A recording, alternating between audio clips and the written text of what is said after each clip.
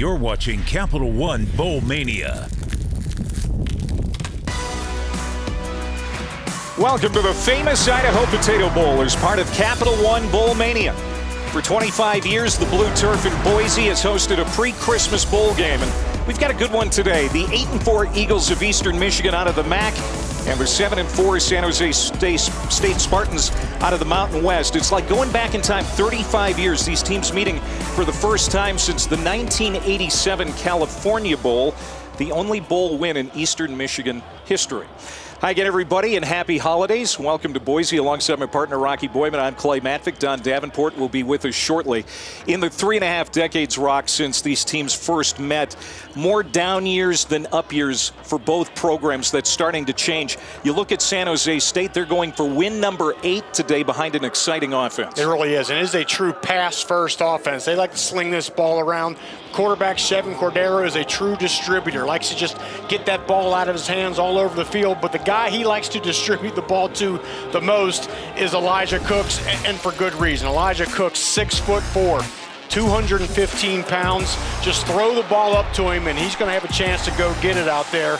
They've connected 63 times on the season, and again, he's just a physical mismatch for most defensive backs out there. He's got to have a big game here today if San Jose State wants to remain explosive. A couple of transfers. The quarterback, a Hawaii transfer, the big receiver, a transfer from Nevada. So Eastern Michigan will have its hands full on defense, a defense that has really found its groove since midseason. And they've got Jose Ramirez, the defensive end, the conference defensive MVP. Yeah, Eastern Michigan cannot allow Cordero just camp back there and pick them apart. So it's going to be up to Jose Ramirez. As you mentioned, Clay, the MAC Defensive Player of the Year. 12 sacks on the season. He's a guy, he'll line up way wide, that wide 9 position, speed rush up the field, got a great counter move underneath, but either way, he has got to be disruptive, and San Jose State has got to know where number 4 is at all times. On offense, Eastern Michigan relies on its strong run game. You say strong, you got to say Samson. Samson Evans is the guy. Absolutely. He really does a good job of leading this ground attack. And Evans is a guy, he's not going to take any negative yardage rushes. He always seems to find a crease and be moving that ball forward. And Eastern Michigan definitely wants to establish that run here today early. And the Eagles have used 2 quarterbacks this year. For more on that, let's go down to Don. Well, Clay, Senior Taylor Powell started the last 2 games for them. He will get the nod today. Austin Smith, not 100% healthy. He will not be available. Now, Powell's completing 65% of his passes. And head coach Chris Creighton told me that it's his football IQ and his preparation that has him playing at a high level. It's been a road for Powell. He transferred twice, took a season off to coach quarterbacks at his old high school, then suffered a torn PCL last year at Troy. Guys, he told me this week he wants to end his crazy college career helping this program to do something they haven't done in 35 years. That's win a bowl game. And they'll try to do that today in Boise. Don doesn't want to hear this, because she's got a different opinion on it. But I'm going to tell you, the weather's not too bad here today. Not too bad, that's right. It's cool, but says the guys in the booth. Come on. There is a chance of snow later. Eastern Michigan won the toss. They deferred to the second half, so San Jose State has it first, and we've got our first penalty flag of the game. As the return came across the 25-yard line. Looked like it was a face mask on that open kick there. Nate Black is our lead official, crew out of the American Conference. Personal foul, face mask. Kicking team, 15-yard penalty, first down. So Eastern Michigan, most penalized team in the MAC, taking their 102nd penalty on the year, gives San Jose State good field position to start this drive, and here comes Cordero. And here he is again. He's a distributor. He's like a point guard out there. Just finds the open guy and really does a good job getting that ball out of his hand quick. They'll spread the field out, try to get that defense isolated out there, and he'll go to work. Almost 2,900 yards passing, 28 total touchdowns, only 4 interceptions. He has been incredibly efficient. He wants to go to the air right away, and he's going to take a deep shot. Looking for his man, it's Isaiah Hamilton. Caught for a big gain on the first play from scrimmage. 37 yards. And if you're Eastern Michigan, all week you're hearing, we got to stop Elijah Cooks. Where's Elijah Cooks? We got to double him. And all of a sudden, Isaiah Hamilton opens this game up with a huge catch. Hamilton, just his 7th catch of the year, but a huge one to start this bowl game out right for the Spartans. And now another flag. I think we had some motion on the left side of the offensive line. False start. Offense, number 79. 5-yard penalty. First down. And the offensive line, Rocky, has been the biggest concern all season long for San Jose State. Absolutely. They've had some injuries and have certainly given up a ton of sacks on the year. 127th in the country. That's Fernando Carmona, the redshirt freshman out of Las Vegas. One of 2 redshirt freshmen starting at tackle this year for the Spartans. Kyrie Robinson in the backfield. First down at 15 after the penalty. Here's Cordero ranging out to his left, and that's going to be off the hand of Elijah Cooks, who we talked about moments ago. Again, their biggest offensive weapon. How many touches do you expect him to get here today? I think they've got to try to get the ball to him 12, 14 times. I mean, he has got to be a big factor, as he has all season. He's like a basketball player. He's got that power forward size, and he'll body up against those smaller defensive backs, and that ball is his. Once that thing's in the air, he has to find a way of coming down with it. Second down at 15 from the 27-yard line, opening drive of the game. Jernigan in motion. And another flag. Cordero avoids the sack. He steps up, and the dual threat finds the seam. To the corner. There goes Cordero, and he's in the end zone. But there is a flag down, and we'll see if this is coming back.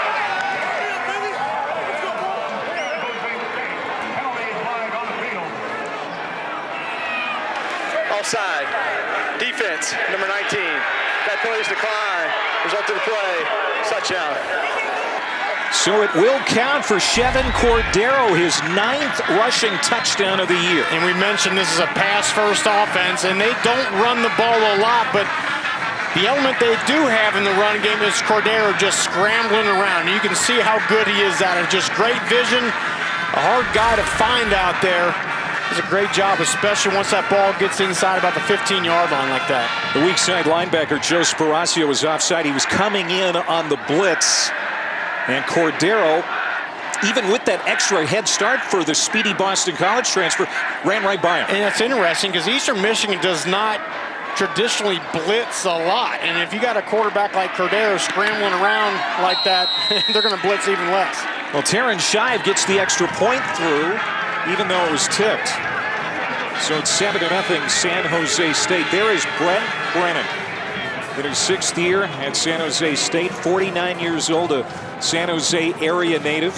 He's brought the program back in recent years, won the program's first Mountain West title in 2021, and he's got him back in the postseason. He's got to like this start. Absolutely, and this is just a play breaking down, and as a quarterback in college football, in 2022, you got to be able to find a way to make a play. Defenses are going to have a great coverage. They're going to have a good scheme.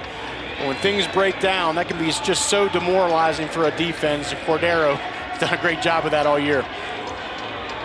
San Jose State, like I said, won the Mountain West a couple of years ago, fell back to 5-7 last year. Now their 2nd bowl game in 3 years. As you look at Chris Creighton, who's also done a great job in Ypsilanti, his 9th year at Eastern Michigan, 53 years old.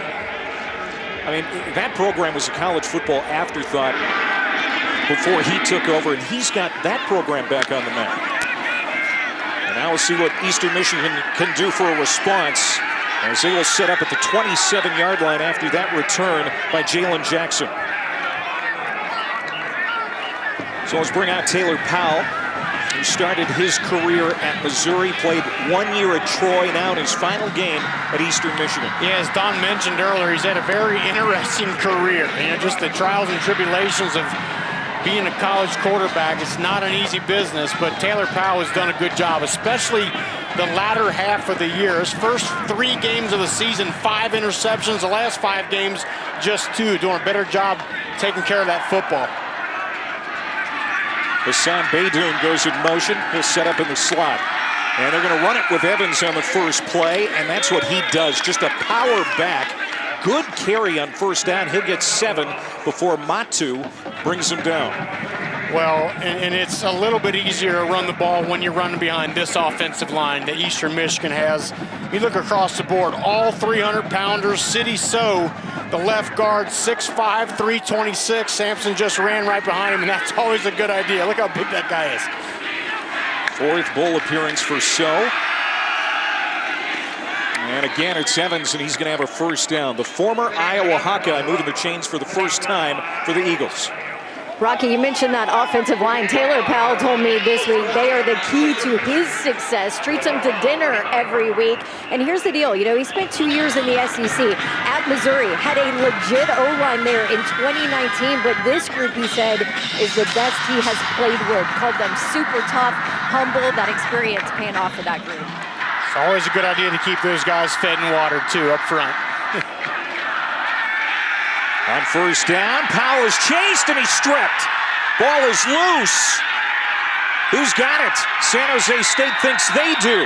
Kyle Harmon knocked it loose, and I believe he recovered it.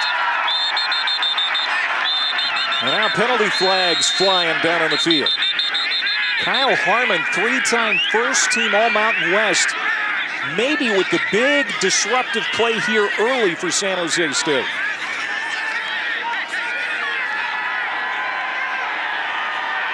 It is number 45 who had the football. Well, we mentioned Jose Ramirez, the defensive end for Eastern Michigan, but San Jose State. It's a fumble recovered by the defense. After the play was over, there were fouls by both teams. Personal foul, number 76 for Eastern Michigan, number 22 for San Jose State. Those fouls will offset. First down. Big break for the Spartans. Well, San Jose State has a great defensive end, but this is just a nice cross-dog stunt between the nose tackle and Kyle Harmon, the 3-time All-Mountain West linebacker. Just does a great job shooting that A-gap, and when you come through and you're free to the quarterback, tomahawk that arm down, pop that ball out, and a huge play early on here for San Jose State.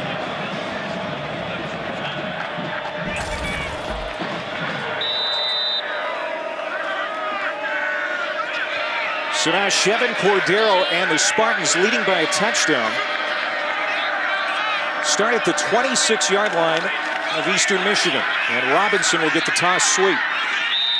And he'll pick up 3, maybe 4. Rocky, one of the biggest things we were going to be looking for today, who was going to win the turnover battle? And lately, it has been a decided advantage for San Jose State, regardless of who they're playing. Yeah, I mean, they've been phenomenal. They only have 6 turnovers the entire season. But as you can see, Eastern Michigan doing a pretty good job of late taking that ball away. I mean, just any football games comes down to turnovers. But, man, it's just amazing how well San Jose State has done taking care of the ball this year. And now Cordero to the outside. Nice adjustment there by Cooks, but he's pushed out of bounds, and it'll be incomplete. Well, you can see the plan with Cooks, as I talked about. He's like a power forward. He uses that size, and he'll just body up to that defender and a good throw back shoulder like that. You'll see that a bunch today. Unfortunately out of bounds, but it's not the last time we're going to see that type of throw. He has already had one great career game here at the famous Idaho Potato Bowl. That was in 2019 against Ohio. Almost had 200 yards receiving on 14 catches. So 3rd down and 6.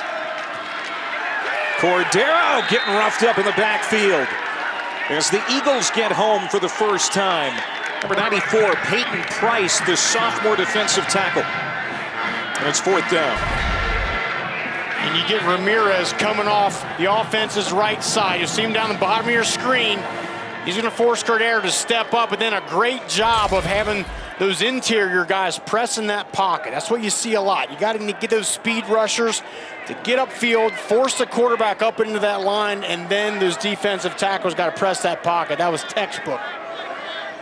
And Ramirez is just a phenomenal player. I mean, 4 games into the season, he had 0 sacks. He had 12 in the last 7.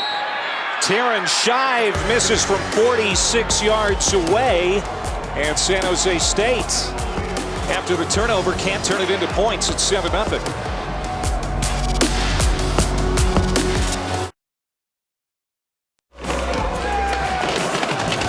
tough is the team motto for Eastern Michigan. Chris Creighton calls his program the Factory.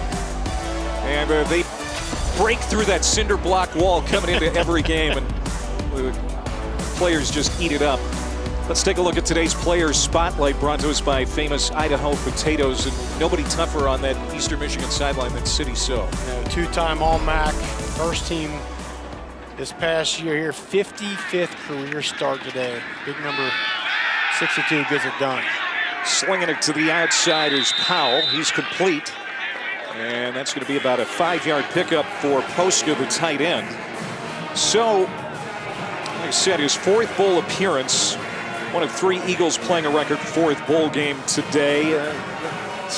Like I said, Eastern Michigan hasn't had a great tradition over the years. And City So is a rare bird. Yeah, absolutely. I mean, just to get a guy with that level of experience. But I mean, there's 4 of their 5 offensive linemen are graduates, so a lot of balls been played by that lineup there.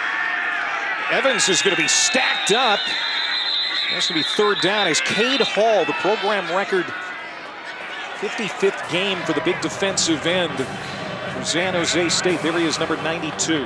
Well, we talked a little bit about Junior Fiocco, who's the Mountain West Defensive Player of the Year. Cade Hall was the Mountain West Player of the Year a couple of years ago. And you talk about disruptive. And he'll line up as an end, he'll line up as an interior defensive lineman, and he just creates havoc up there.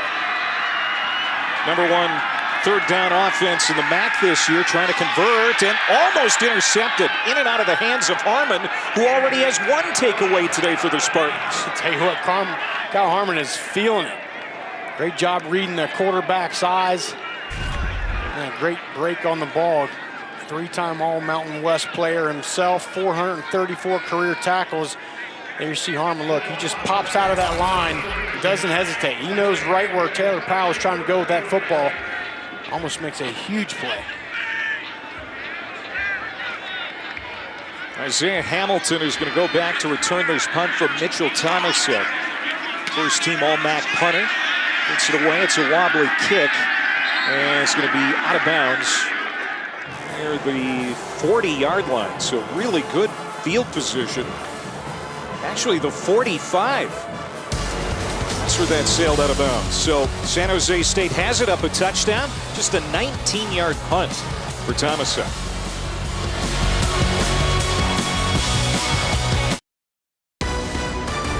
The famous Idaho Potato Bowl is brought to you by famous Idaho potatoes. Always look for the Grown in Idaho seal. And Dollar General. Save time, save money every day.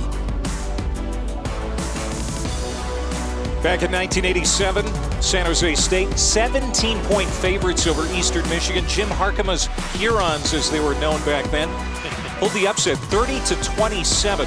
Only 10-win season in program history for Eastern Michigan. And San Jose State in this edition of this short rivalry, just 2 games, leading 7-0. Already the 3rd possession for the Spartans. We're not even 6 minutes in. A lot of back and forth here, and tell you what, Chevin Cordero has been impressive though so far. Rushing touchdown for the quarterback. This is Nick Nash, the backup quarterback last year, who has moved to wide receiver. He takes that snap. And a little wrinkle there from the offense. 20-yard pickup. And a great wrinkle. Again, San Jose State is a pass-first offense. They throw the ball up in the air a lot. So what do? Try to keep a defense off balance. You bring in the Wildcat quarterback and Nash, and it's a nice game. Made 6 starts last year at quarterback. Moved to wide receiver this year mid-season.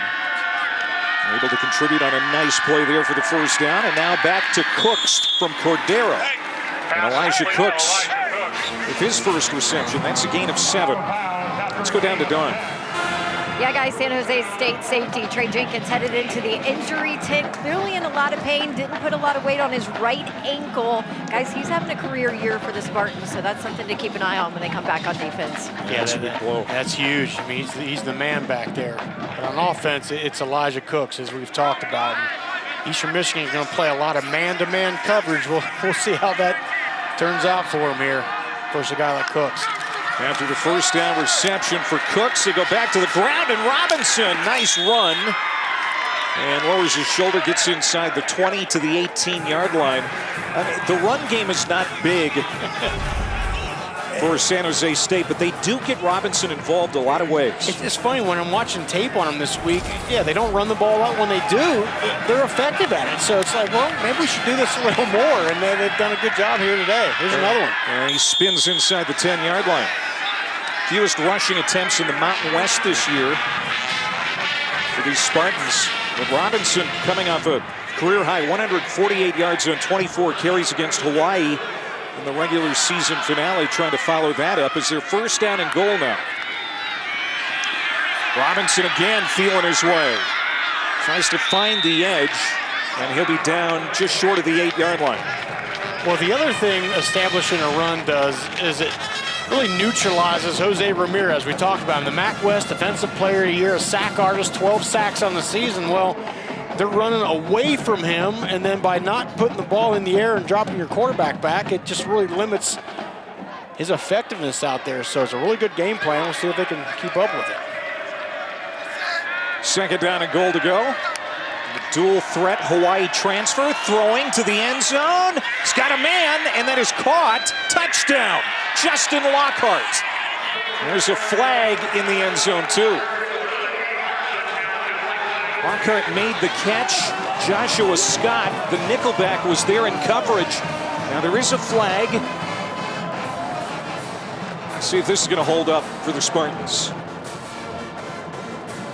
There's a flag, and then also did he get 1 foot in bounds? At first glance, it looked like that might have been a toe heel out of bounds situation.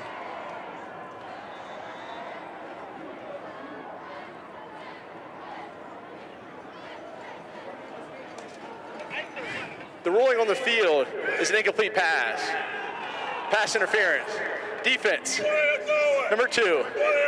By rule, the ball will be placed at the 2-yard line and an automatic first down. They said number 2, but we're pretty sure it was Joshua Scott for the pass interference. And Joshua Scott is one of the best cover guys for Eastern Michigan's defense. Pass is under further review. Now they're going to look at it again. Let's take a look at it. They're fighting for the ball, one hand. Let's try to take another look and see if we get.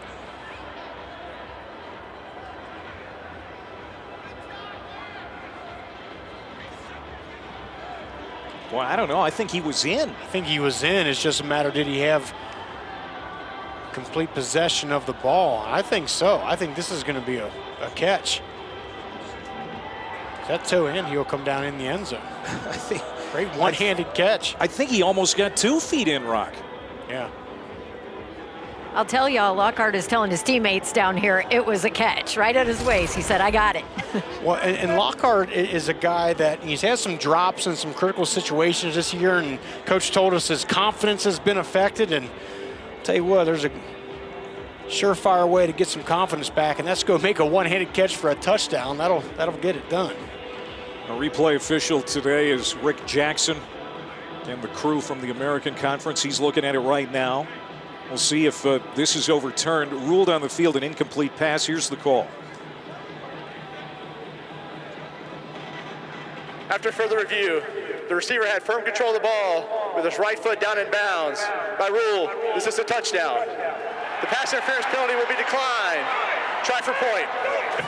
First receiving touchdown of the year for Justin Lockhart, and the first touchdown pass of the day for Chevin Cordero. Yeah, and Lockhart, an explosive guy, probably the fastest guy on the team. And like I said, he's been productive here and there, but just had some drops. And I'll tell you what, he looked. How about that for confidence? You walk around, he's got the belt, he got the big touchdown catch. He's shining out there. One of 4 Nevada transfer wide receivers on this San Jose State roster. And now Terran Shine comes on for the extra point to make it 14-0. It's blocked. And Eastern Michigan has a chance to return this. Coming back the other way.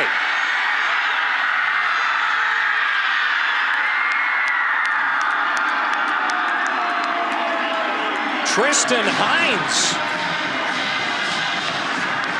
He comes all the way back to the end zone for the 2-point conversion. And it was right up the gut. It looked like it was Sterling Miles, defensive lineman, came right up the gut. Return for a successful 2-point conversion. Timeout on the field. And now that's a momentum changer. And again, this is a good job by Lockhart here, securing the catch. But then Eastern Michigan comes back in this thing with the block and take it all the way back for the touchdown. They get a little momentum back. Now it's up to their offense to see if they can get something going.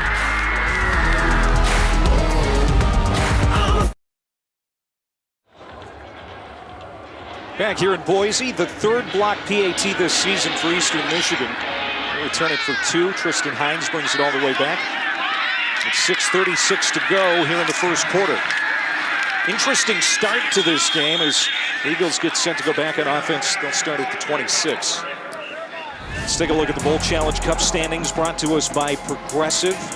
It's been a good start for the Mountain West in bowl play. They still have 5 bowl games remaining. The Sun Belt doing well. And you can see the MAC 0-1 so far. Yeah, Sun Belt really getting it done. Exciting game. Troy taking down UTSA. Watch that game. Marshall took down UConn. Eastern Michigan almost blocked the first PAT for Terran Shine. They're able to muscle it through, but they got the second one.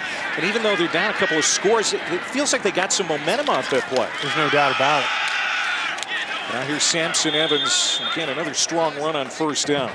I mean, San Jose State's getting it done on offense and defense, but their special teams is hurting. And they missed a field goal, and then they give up a blocked extra point for a 2-pointer. See Samson Evans, last 4 games has really been the workhorse. Trying to throw here, though, is Powell. He'll slide out of the pocket to the right. Looking downfield, he'll just lob it out of play. Incomplete. As Noah Lavulo, the defensive end out of Burlingame, California, was in pursuit. We'll see if Powell can take advantage of Trey Jenkins being out, the San Jose State safety. This has been a tough defense to move the football on, Rock, when they've been able to get pressure on the quarterback. Now, again, they had to prepare for 2 quarterbacks, thinking that maybe Austin Smith would play today. Doesn't seem likely. No, this defense does a great job disguising things, too. They really give a different picture to the quarterback before that ball snapped. Powell uncorks the pass downfield again. He has a man caught at the 35. Dylan Drummond trying to angle his way toward the end zone, and he slips down just short of the 10-yard line. But a 59-yard hookup, Powell to Drummond. And Dylan Drummond is the vertical threat on this offense, and we saw why. He's the guy that has the speed that can get behind the defender.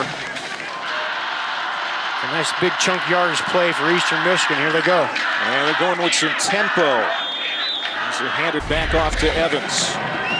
To pick up 3. We talked about take advantage of the secondary with Jenkins being out. Nice job getting that ball out of his hand before the pressure can get there. I'll tell you, watch Taylor Powell on tape. He makes some pinpoint throws. That was another one. 65% completion rate for Powell. Again, his 3rd stop in his college career. Missouri, Troy, and now Eastern Michigan. 2nd down and 7 in the red zone are the Eagles for the first time. Powell's going to keep it. Spinning toward the end zone, and he's going to be down just short of the goal line inside the 1. A 6-yard run for Powell, and that's going to be a 1st down and goal to go. And you don't see that much at all on tape. Taylor Powell keeping it on the zone read. Usually it's Austin Smith, the running quarterback, when he's in. They're going to blow this play dead before Powell tried to sneak it in. There's no foul on the play. Chris Creighton, you could probably hear him. He wanted to know why they blew the play dead. Apparently the center just adjusted the ball enough where the officials said we have to stop play. And both teams doing things kind of just a little bit uncharacteristic for them, but in a good way. San Jose State's running the ball, and then Taylor Powell in his Eastern Michigan offense, he keeps it on the zone read for a nice gain. Now they're knocking on the door. One of the best offensive seasons in Eastern Michigan history. They're trying to get their first touchdown of the day and get back into this football game, down 11. And now Powell calling a timeout, I believe. Prior to the play clock expiring, timeout, Eastern Michigan. The play clock was ready to expire, and Taylor Powell, got the official's attention, calls timeout. This is a 30-second 4:09 to go here in the first quarter. It's not often that transfers are voted team captain, Rocky. That's what they have done here with Taylor Powell at Eastern Michigan. They really love his leadership and what he has done for this offense this year when he's been healthy. Absolutely, and Chris Creighton talked about that. He's a guy who showed up in January, and kind of like, remember Russell Wilson did that when he transferred in over. You know, he had been there a few months and was voted captain. Taylor Powell the same way. If you're a leader, you're a leader, right? And guys can recognize that. They can recognize guys that are kind of being phony about it and ones who are the true leaders, and that's Taylor Powell.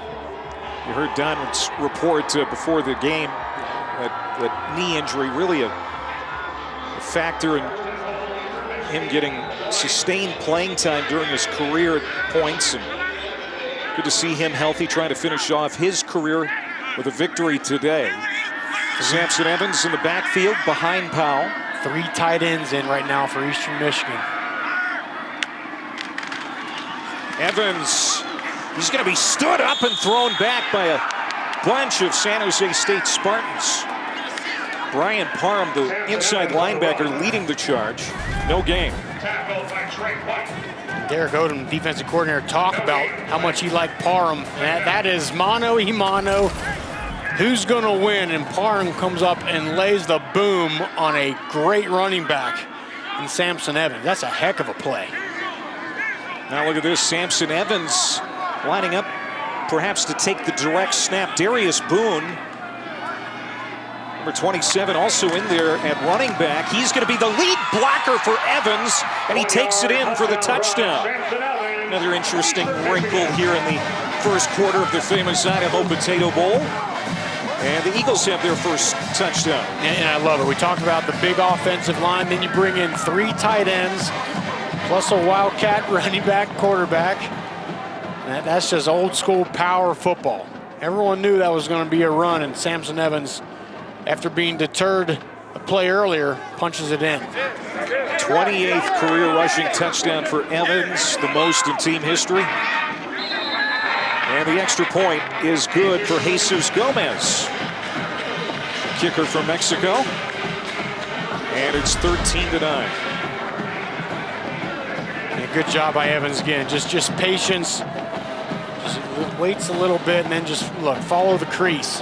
Does such a good job of that. And I'll tell you what, if you're Chris Creighton, you've got to be very pleased of how your team has responded. I mean, all the momentum belonged on the side of San Jose State.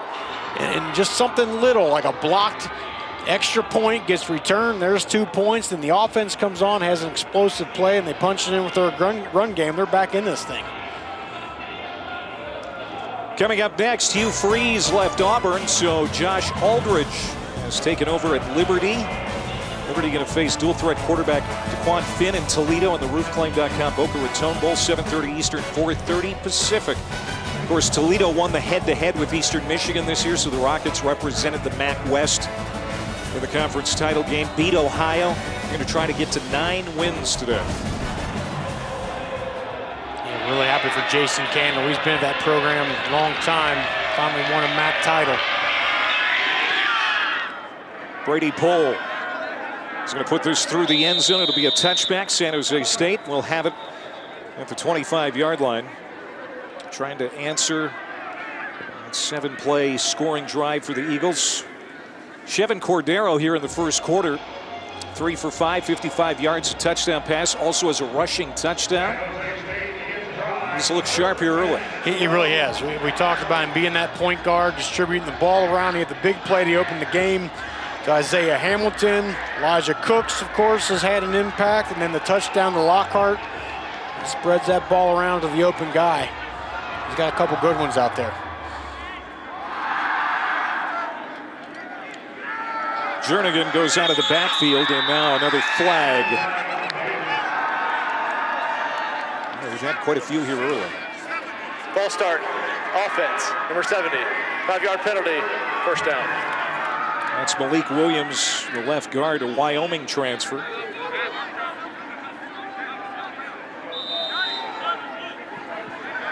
And so they'll back him up 5.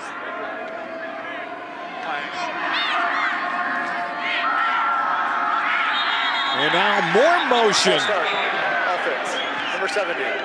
5-yard penalty. Malik Williams First down. again. Back-to-back plays, and that's going to move this back another 5. Brennan can't believe it. I was looking out on the field, though, for Eastern Michigan. Jose Ramirez not in the game at the moment. Their best defensive player not out there. We'll see if Cordero can take advantage. So now 1st and 20. Cordero on the run will heave it to a wide open man downfield, and it's caught by Hamilton. Boy, Hamilton, a couple of big plays here in the first quarter. And what an incredible throw by Cordero. He's flushed out, goes to his right. And this ball is thrown a good 40 yards down the field and just put on a dime. Perfect spot right there for Hamilton. Hamilton, 2 catches and 61 yards already. They'll go back to Robinson on the ground. Looking for room on the left side. Robinson will pick up 5. And you just get the sense that San Jose State's offense just has this defense just out of balance, right? They're expecting the pass and they run the ball, and expecting the run, they throw the ball, getting underneath routes, getting the quarterback involved in the run game. Just really has this Eastern Michigan defense out of sorts right now. Defensive coordinator is Neil Nethery, who has maybe done the best coaching job in his career, according to Chris Creighton. Kind of changed the entire defensive scheme midway through the season. And they're going to get to Cordero. Cordero wrapped up and thrown down, and another penalty flag in the backfield. First sack today for the Eastern Michigan defense. Personal foul, face mask, grasping at the opening of the helmet. Defense, number 90. 15-yard penalty, automatic, first down. So you can take away that sack for Grant Truman. It's going to be a penalty on him instead. And that's a shame, because it was just an incredible bull rush by Truman. And the art of the bull rush is get that offensive lineman bailing out of there, get him on some skates, and then power, get underneath his pads. It looked like just right there, I don't know, I saw it. Looked like the hand was on the shoulder pads, not the face mask, and Truman is trying to make that case. Yeah, he was arguing with with whoever would listen. But falling on deaf ears, it's 15-yard penalty and a first down. Back in plus territory. San Jose State leading 13-9. Play action pass. Cordero loads up, fires downfield. That's going to be knocked away. Incomplete, intended for Nick Nash. Joshua Scott, nickelback, and on the coverage. We talk about Joshua Scott being one of the best cover guys. Kempton Shine, the other cornerback. Great job, but here's something you don't see much out of San Jose State's balance on offense, and productive in both phases.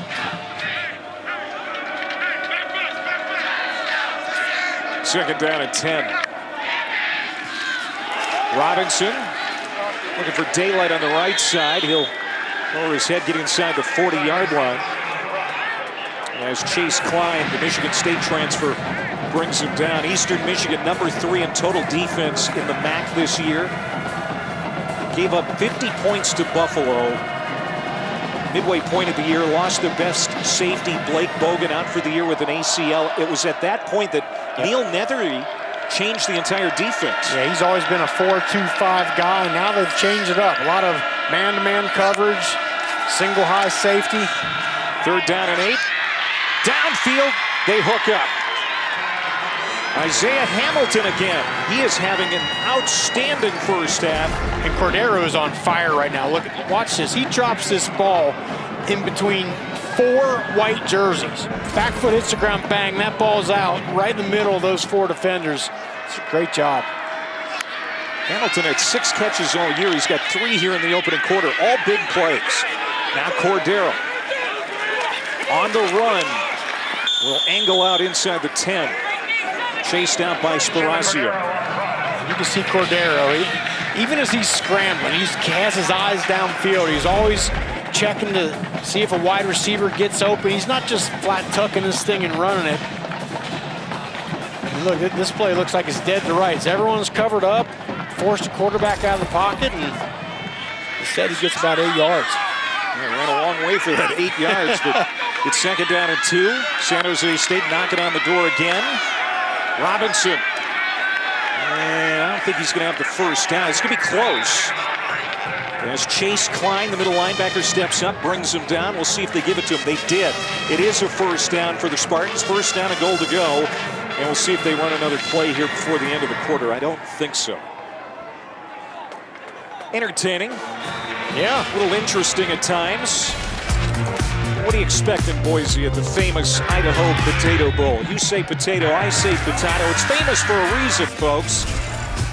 Good one here between the MAC and the Mountain West. Spartans lead at 13-9 after 15 minutes.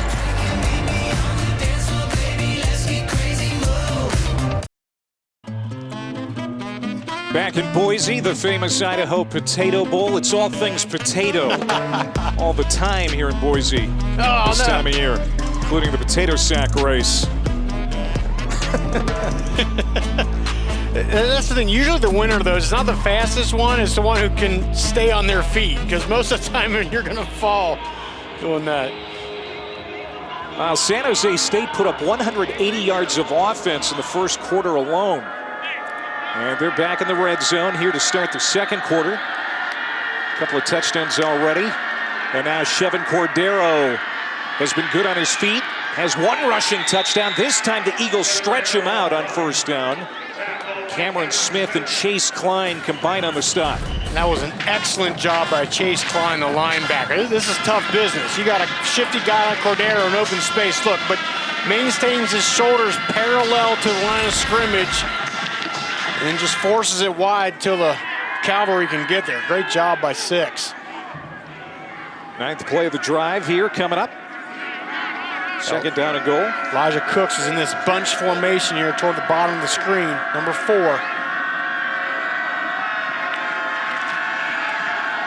Cordero throwing behind Jernigan, had him wide open on the slant, but there was some pressure coming, and Cordero felt it and had to pull the trigger early. Yeah, that's a shame, because they had designed that, they schemed it up to get Jernigan wide open, and he was. Just an errant throw by Cordero, and I think he had enough time to get that ball out. Again, when he's had time this year, he has been outstanding. He has been sacked 41 times, though, this season. I mean, he's faced a lot of pressure. Third down and goal now. Here's Cordero on the run. Man open. It's Lockhart. Caught at the 1. Trying to spin out of a tackle. Can't do it. Held out of the end zone by Joshua Scott. Great play by Eastern Michigan, and now a battle for the football. The officials blowing the whistle, but it's like a wrestling match down there on the blue turf. And what an incredible effort play by Joshua Scott here. Coming from all the way across the other side of the field and stopping Lockhart from breaking the plane. Boys, you know what they call Josh Scott? Seatbelt Scotty. Yeah. Because he locks people up. You get that? Yeah, absolutely. but look at this one. He runs all the way across, fights through a defender there, and makes a play on about the 2-inch line. Just an incredible effort. That's what your defensive coordinator just gets him excited when you see like a play like that on tape. Well, Brent Brennan and his play caller, Kevin McGivern, are going to keep the offense out on the field, at least for now. But maybe they'll change their mind. A timeout called here by San Jose State. Correction. This is a 30-second timeout. 30 seconds. Well, Joshua Scott, maybe a touchdown-saving tackle. It's just the little things like that can be the difference of winning a game and losing a game. If he doesn't get over there, they punch it in.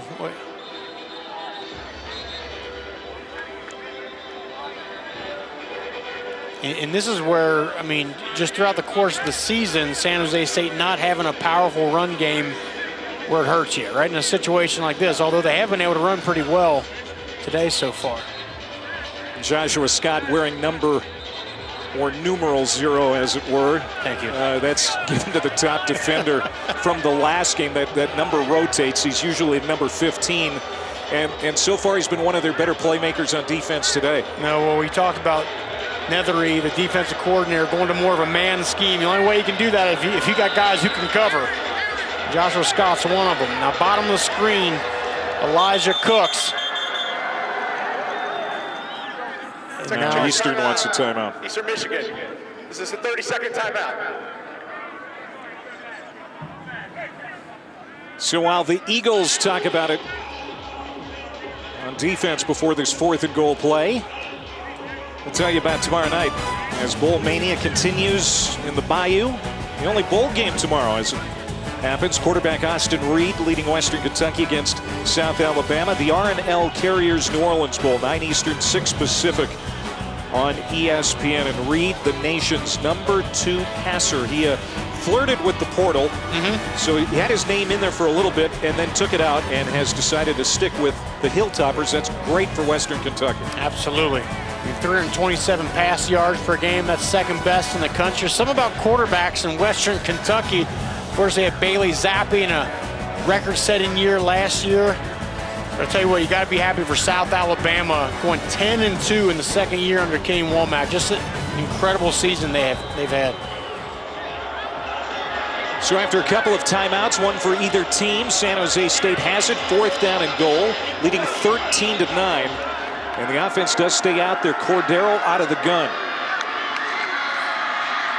They're going to try to run it, and they're not going to get there. Kyrie Robinson cut down in the backfield. Wasn't even close. Russell Vaden, the free safety, shot in to kill that play for San Jose. But it was started by Peyton Price, defensive tackle. Incredible job of penetration, making that thing bounce. And Eastern Michigan comes up with a huge play defensively. Now they'll get the ball back.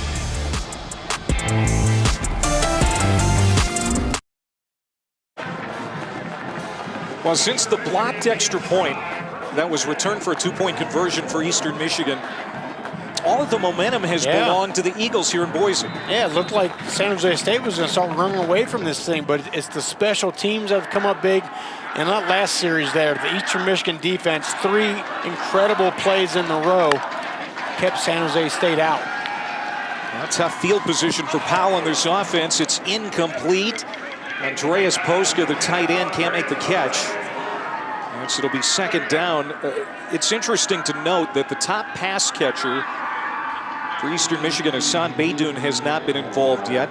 Dylan Drummond did have that big 58-yard reception, but for the most part, the passing game hasn't done much here for Eastern Michigan. Yeah, you're absolutely right. Tanner Canoe, the other great wide receiver, hasn't been involved. 2nd down and 10. Eastern Michigan. They're sliding up. In trouble. Powell able to get rid of it. Avoids the sack in the end zone. Now it's 3rd down and 10. As Kakiva and Toya combined on that hit. Eastern Michigan wide receivers. We talked about Beydoun, their leading pass catcher. Veteran all-conference receiver. Hasn't even been targeted yet today. No, they don't have one just standout guy the way San Jose has, Elijah Cooks, but those 3 have been getting it done for the Eagles. But yeah, you got to get them involved. So 3rd down for Eastern Michigan. They're 1 for 2 converting on 3rd down today. Here's Powell standing tall in the pocket, and there he finds Darius Lassiter. Big catch, good run after the catch, still on his feet. Dragging tacklers close to midfield and finally pulled down at the 49. That is a 45-yard pass play for Taylor Powell and Darius Lassiter. Darius Lassiter, he's the guy that has length in this wide receiving course. 6'3", and defensive back takes a gamble, tries to break that pass up. He misses, and it's a big play. Now back to the ground, and Samson Evans will bulldoze his way inside plus territory. Jordan Pollard chops him down. Short gain, 2-yard pickup, but that was the offensive play they needed, and they did it on 3rd down. Absolutely. I mean, they're backed up in their own end zone. It looked like they're going to have to punt the ball back and give Spartans great field position, but Lassiter coming up with a huge play. Play caller is quarterback coach Mike Piatkowski. Chris Creighton was calling the plays until 3 games ago, turned it over to the young assistant. Things have been going pretty well. There's a pass again. Wide side of the field to Lassiter. It's going to be 3rd down and about 3 coming up. That was the same play he had broke a couple ago. Taylor Powell getting on his tight end and saying, hey, come on, we need you here. Eastern Michigan had a choppy start to the year, Rocky, but they've won 6 of their last 8, feeling really confident coming in here today. Absolutely, and I think Taylor Powell is the answer at quarterback for him. Just the way he's commanded this offense and taking care of the football down the stretch has been great. See if they can convert again. 3rd and 3. Evans will try to barrel ahead for it. It's going to be close. Evans, 2nd team All-MAC running back. Let's see where they spot it. As Sanders made the tackle. It's going to be 4th down. 4th down and about a half yard to go. Yeah, they're not even going to measure that one. And here we go. Talk about Eastern Michigan's offensive line. I'm fully confident this is going to be a running play here. Samson Evans. And probably to the left side behind City Sill. We'll see. It is right behind the big guard from Quebec. And they will move the chains. Just old school power football. Couple double teams up front. Pushing blue jerseys off the line of scrimmage and let Evans just bury that thing up there. Just building the wall, shoving them back, controlling the line of scrimmage. City Sill was about 5 yards deep into the 2nd level, pushing the San Jose State defense back. Pushing the D lineman back into the laps of the linebackers. Now Jalen Jackson checks in at running back off the right hip of Powell. Play fake to Jackson. Throw downfield looking for Lassiter again, and he makes another great catch. Boy, tucking it in there nicely, Taylor Powell. Tell you what, between both these quarterbacks, we've seen some precision throws. Little RPO action here. He gets the look he wants, pulls that thing, and then just fits that ball right on the hip of Lassiter. It's a great job. So here's Eastern Michigan, who took over deep inside their own 5-yard line. Driving, trying to take the lead for the first time. 9th play of the drive. It's a run play for Jalen Jackson, but he tackled at the 15 by Pollard. And I'll tell you a guy whose name we've not called today, Clay, Junior Fayoko, right? The Mountain West Defensive Player of the Year. Has not had an impact. They need number 42 to get involved here. Getting away is Jackson, staying on his feet. We'll get to about the 11 before Chase Williams, the safety, the transfer from USC, who has been fantastic this year for San Jose State, makes the stop. 4-yard pickup. So now 3rd down again for the Eagles on this drive. There's Jackson coming out. They like to get him in space as much as they can. Kind of a change of pace back to Samson Evans, who's back in now. And Fahoko, who you just mentioned, Rocky, isn't even on the field right now. I see him out there. There goes Baydoun in motion to the other side. Powell looking to the left. Now he's going to run it. And he's going to have the 1st down to the 5-yard line. Taylor Powell. Good run of 6 yards. 1st down and goal to go Eastern. And that's the 2nd time today that Powell, not a running quarterback, has made 2 big plays with his legs. Saw him keep on the zone read down the other end of the field to keep a drive going, and now same thing. Picking up the 1st down. It's a good job. Take what the defense gives you. They got your guys covered up. Got a little window open. Use your legs, pick up the 1st down. Nice. How about this? 92 yards covered on this drive so far. Play number 12.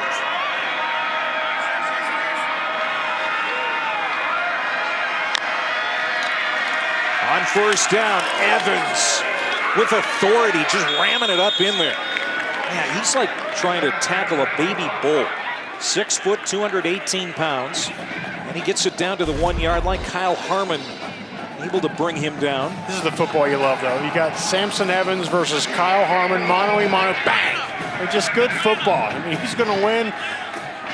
Let those guys trying to drive the other one back. I love it. 2nd and goal from the 1. Jones already 11 carries, 35 yards, and a touchdown. Let's see if he gets it again. I mean, if I'm the play caller, he's my call. Yeah. Out of the pistol, they will try to pass for the touchdown. Man open, caught, touchdown. Lassiter again. And honestly, he wasn't that open. Pretty good coverage there by Shelton. And somehow Lassiter adjusts to make his third touchdown catch of the year. You mentioned it, Clay. He was not wide open at all. To watch this little dance, little throw the outside, and then just puts it on the back shoulder and deep where only Lassiter can get it. Taylor Powell has had some great throws on this 92-yard touchdown drive. Third touchdown of the year for Lassiter. And the extra point is good by Gomez. First lead of the day for Eastern Michigan, trying to win their first bowl game in 35 years, the famous Idaho Potato Bowl. Eastern Michigan playing from in front for the first time today.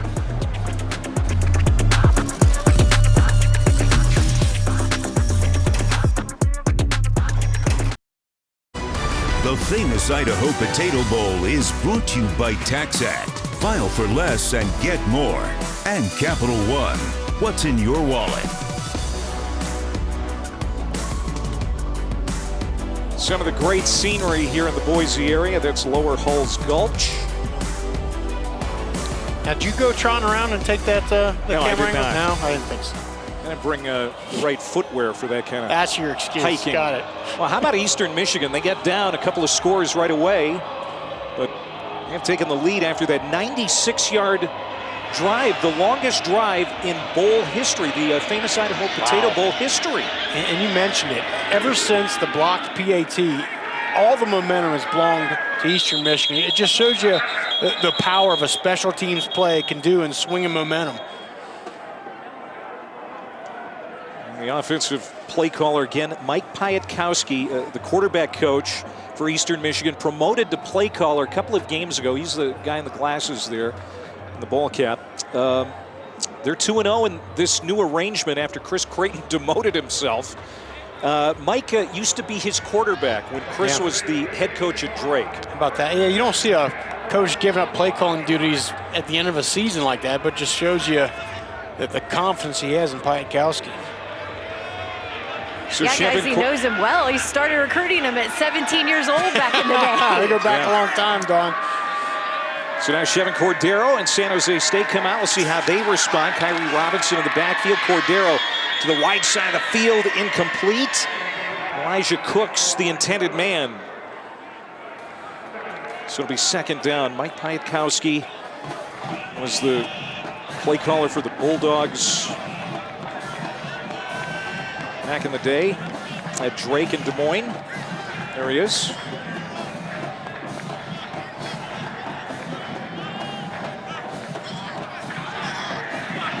Second and 10.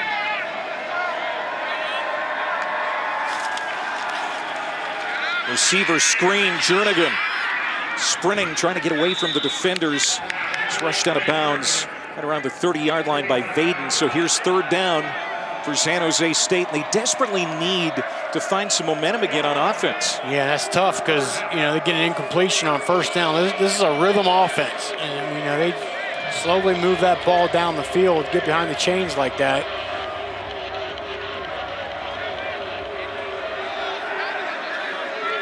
There's Jose Ramirez, top of the screen. See if he can get involved in this rush.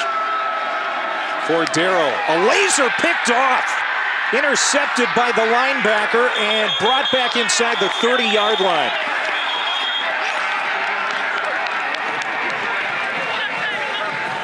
Luke Cameron, the former Army Black Knight, with the interception of Cordero, just his fifth interception thrown this year. And it was Ramirez on the inside move. Looked like he got in that throw window. You see at the top of the screen, gets in the throw window of Cordero. A little bit of pressure in the face there.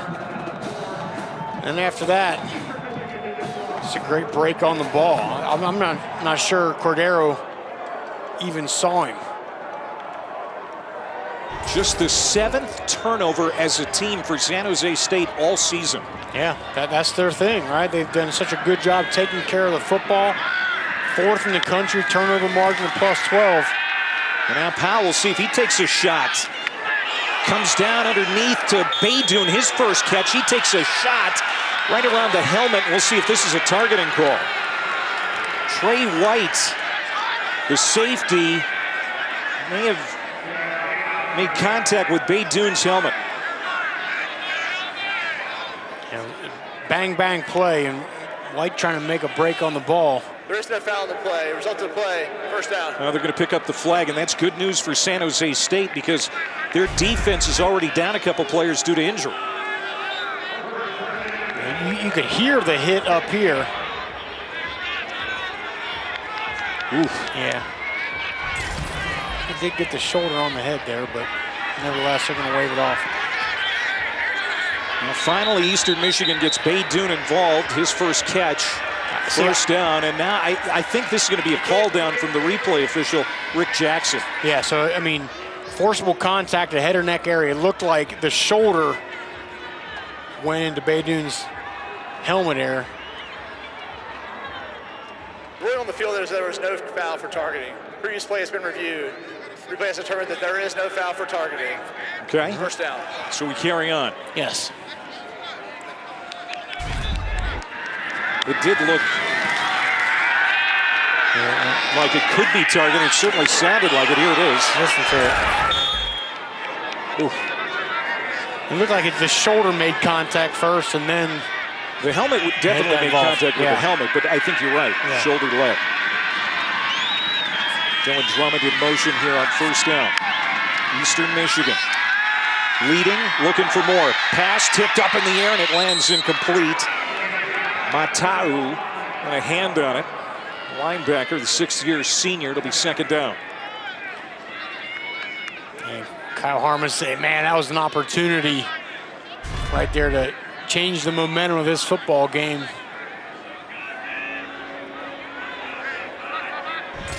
See what Harmon's had, just a heck of a game.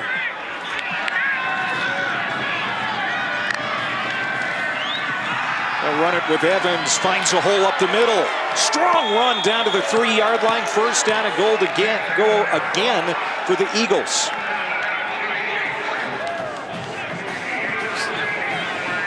They're going quick here with tempo. Stay with Evans, why not? Touchdown, Eastern Michigan. They turn the turnover for San Jose State into points and add to their lead. And the same run 2 times in a row. Get a couple double teams up front and just allow Samson Evans, who has incredible vision as a running back, just let him pick the hole. He's so good at finding it. And Eastern Michigan with another score. Samson Evans, he was dinged up in mid-October, basically missed 2 games. Last 4, he's been healthy and been very good. Gets his second touchdown as Gomez tacks on the extra point to make it 23-13, 10-point lead for Eastern Michigan as they have scored 23 unanswered. This offense is hitting on all cylinders. Taylor Powell doing a good job, but when in doubt, hand it to Samson Evans. Power football, you know where the ball's going, but can you stop it? So far, San Jose State has not been able to do that.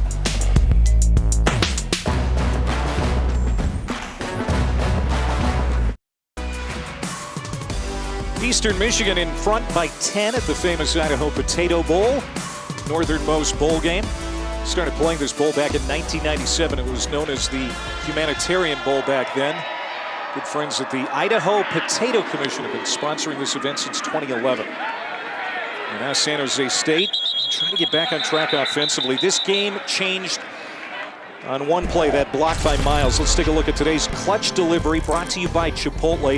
So Miles with the block, the return by Hines. That's where everything changed for Eastern Michigan's favor. You know what, I've been around football my whole life, and I'm always just amazed at the plays that can change the entire momentum of a football game. San Jose State jumps out to a 13-0 lead. They're going to run away with this thing.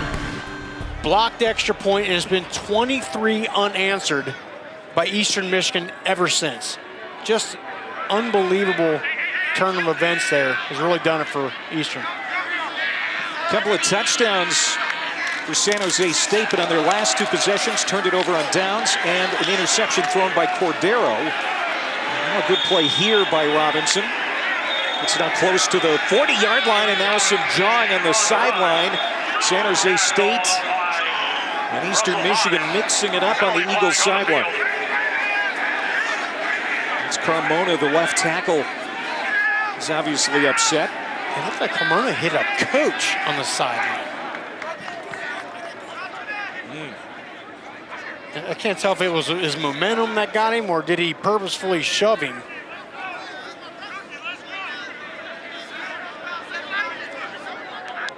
The result of the play is a first down, and there is no foul for a late hit out of bounds. And again, they're going to pick up the penalty flag. Yeah, and I think this was the right call because you see Carmona, who's a big guy, right? It's hard for him to just stop on a dime. As he's playing through the whistle here, he gets shoved in the back and he winds up hitting a coach. And yeah, I think that was a good job of pulling that flag there. That didn't look like it was intentional at all. Carmona, a freshman out of Las Vegas. And a freshman right tackle in Navarro. Over on the other side, here is Cordero rolling out to his right, has a man wide open, the tight end, Jackson Kanan. As they get the tight end involved for the first time today. That's a gain of 26. It's a great play design too. Kanan kind of leaks up through the inside of the offensive line just off to that left side. Seeing that bunch formation there, and you got Elijah Cooks sprinting down the field. He's gonna require a lot of attention. You get your tight end underneath. That's a great play design.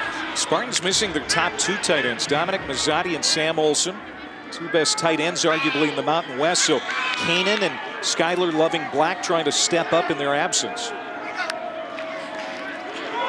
A reverse here now. Elijah Cooks, former high school quarterback, thrown to the end zone. And it is intercepted by Joshua Scott. And that'll be a touchback for Eastern Michigan. As San Jose State went to its bag of tricks, and Joshua Scott picks off Cooks in the end zone. Incredible balance by Scott. He's fallen off onto his back, reached his right arm out, and somehow able to snag this thing. Cooks had no business throwing this football, but credit Joshua Scott for maintaining, finding that ball in the air and making the impossible catch. Eastern Michigan shutting down that momentum by San Jose State. All right, Kevin and Dan, happy holidays to you guys.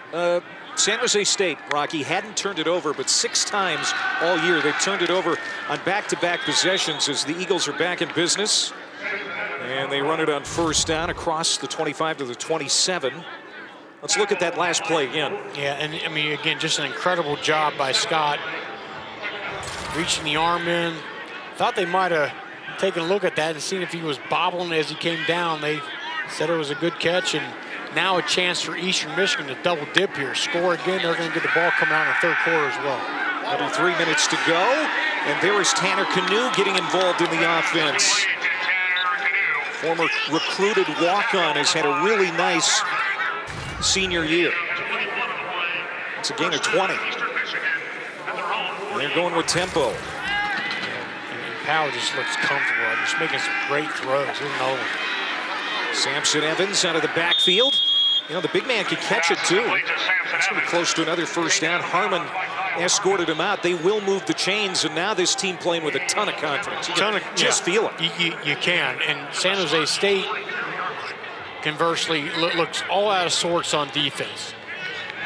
I mean, they're very reactionary right now, and they're not on the right side of it. They'll find a way to make a big play here. Eastern Michigan has been a great road team this year, too. 5-1 away from Ypsilanti. First time in program history, 5 road wins in a single season. Meanwhile, San Jose State struggling away from San Jose. 1-4 this year. Powell on the run. Along the sideline, he'll dance out of bounds. As Matau leads him out, it's another 6-yard pickup, so second down and about 4 coming up. They tried to bring a little pressure on Powell and had everything locked up on the back end, but allowed a little crease for Powell to escape, showing he can do some damage with his legs here today. Eastern Michigan trying to win their 4th straight game. They did not lose back-to-back games this year. Evans will not get it. It'll be Powell.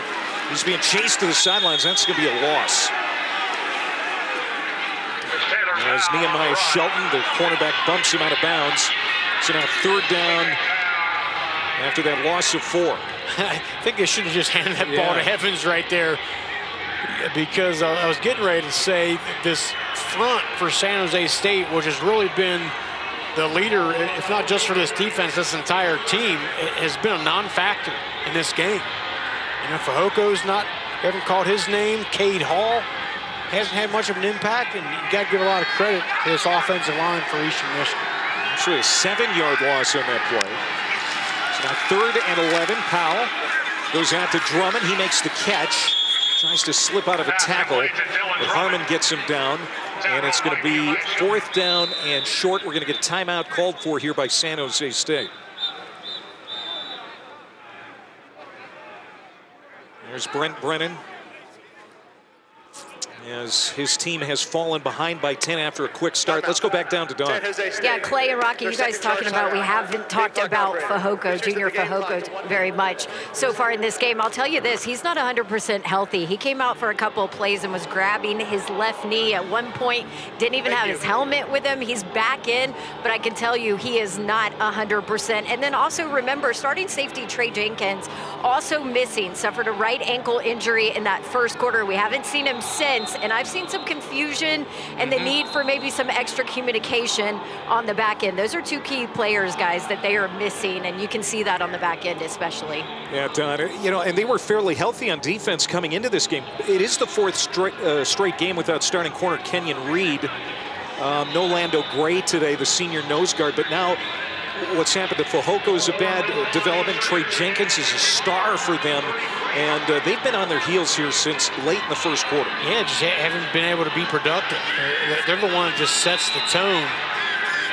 And here we go with Eastern Michigan being real confident right now, going to go for it on 4th and 1. They're 1 for 1 today on 4th down. This seems like this would be Evans all the way, right? I think that'd be a good bet. Last time on 4th down, they converted with him.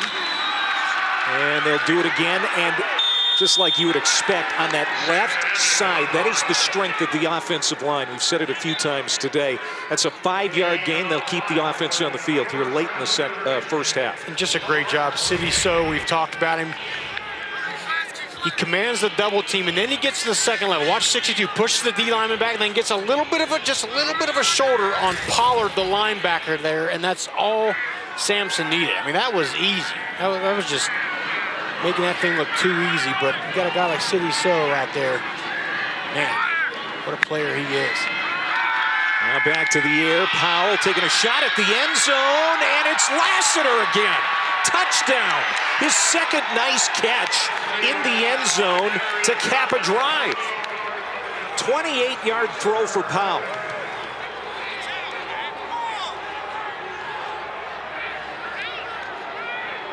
Eastern Michigan has just taken this game by the back of the neck.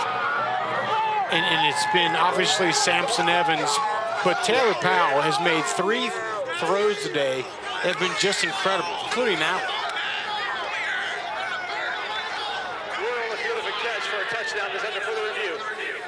Take a look, see if he had possession of that ball before he went out of bounds. What they might be looking at, was he juggling it? Is that what you think here? Yeah, did he have it controlled before he went out? I mean, look at the ball is on the money. No, just a little bit of a hiccup there. He has to re-catch that thing, and I think that one's going to come back.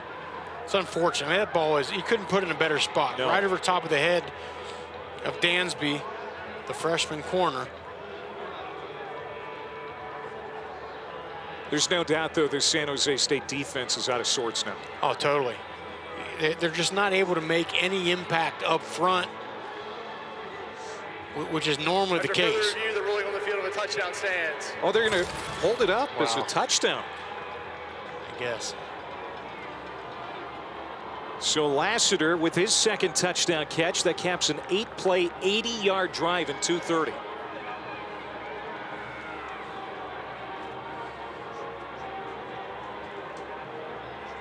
Here comes Jesus Gomez on for the extra point again.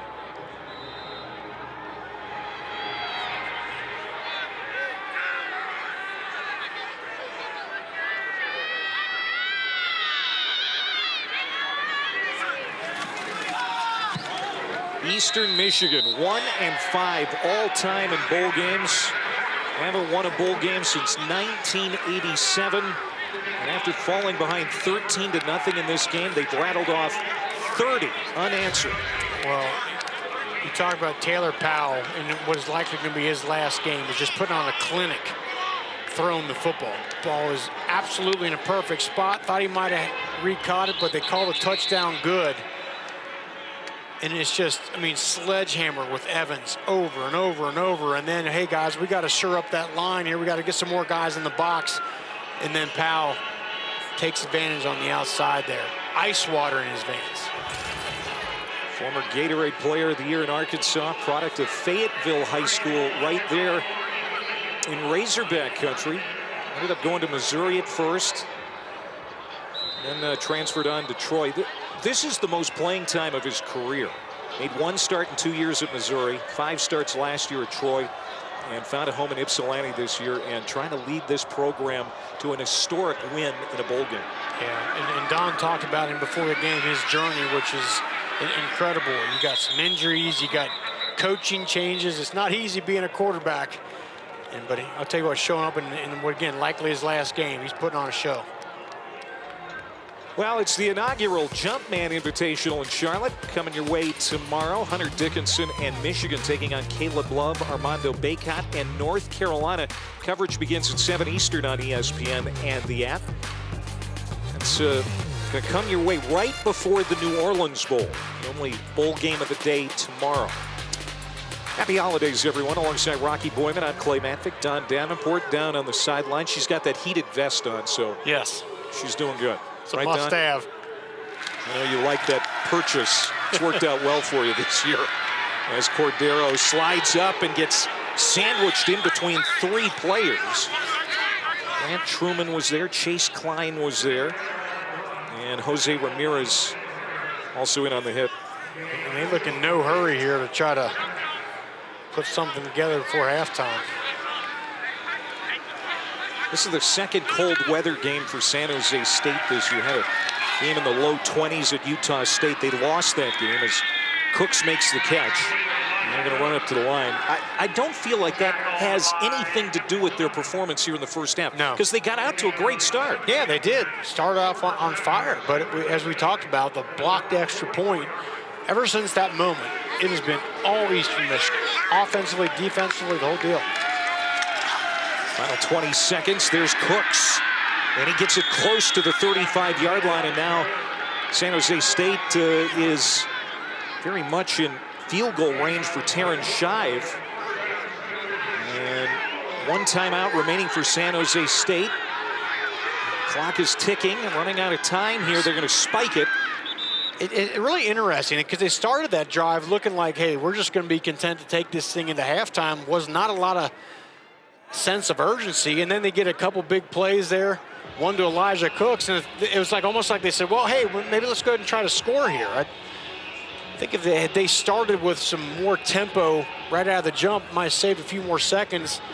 That's all you need here. Might have been at least enough time to try one shot to the end zone before you attempt the field goal. Well, Terrence Shive did miss from 46 earlier in this game. That was in the first quarter, going into the other end zone. We'll see what they decide to do here. Timeout called for by San Jose State. And I don't think this is enough time to try a quick shot to the sideline to gain an extra 5 yards here with 4 seconds.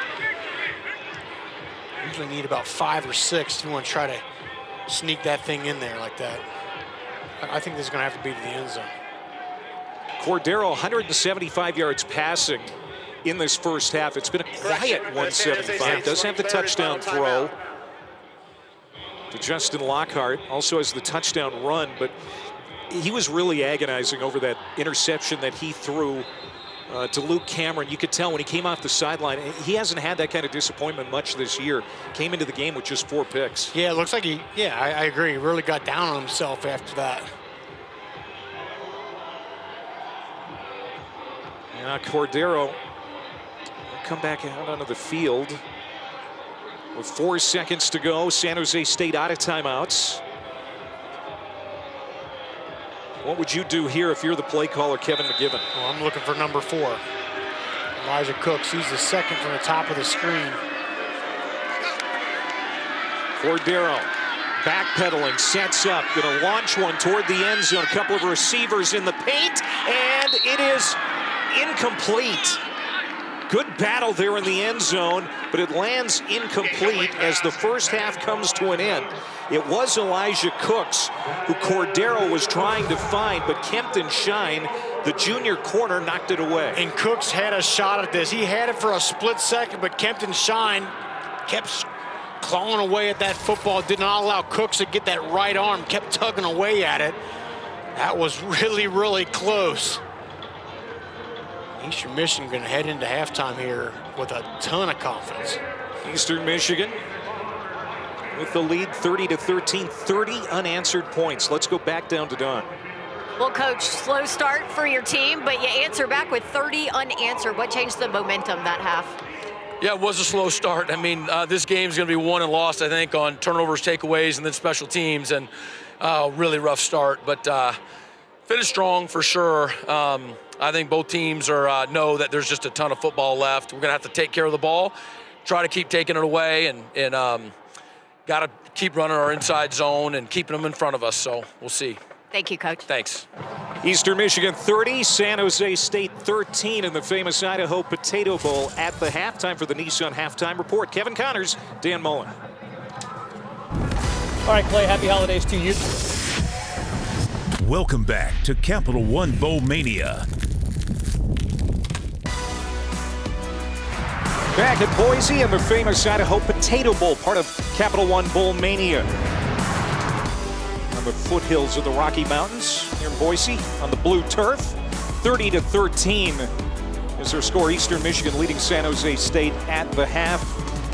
And our Dollar General first half stats, as you take a look at it, certainly a good start for San Jose State, but then Eastern Michigan with a well-balanced attack and taking some advantage of mistakes by San Jose State, comes back, scores 30 unanswered. It wasn't a good start for the Eagles in their attempt to get their first bowl win in 35 years, but they've come back strong. Yeah, I mean, you're right. We talked about it. I mean, San Jose State comes out of the gate smoking. Looks like they were going to just totally take control of this game, get the blocked extra point, and ever since that point, it has been all Eastern Michigan. And Darius Lassiter, the receiver, that we didn't really talk a ton about coming into this game, 2 touchdown catches, and Taylor Powell has been fantastic throwing that ball out there today.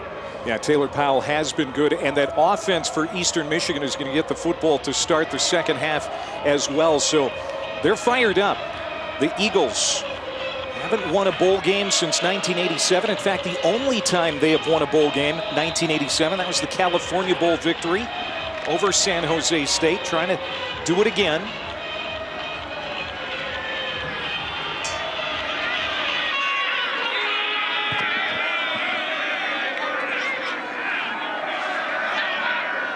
Eagles ready to return, and they're going to start at the 25-yard line.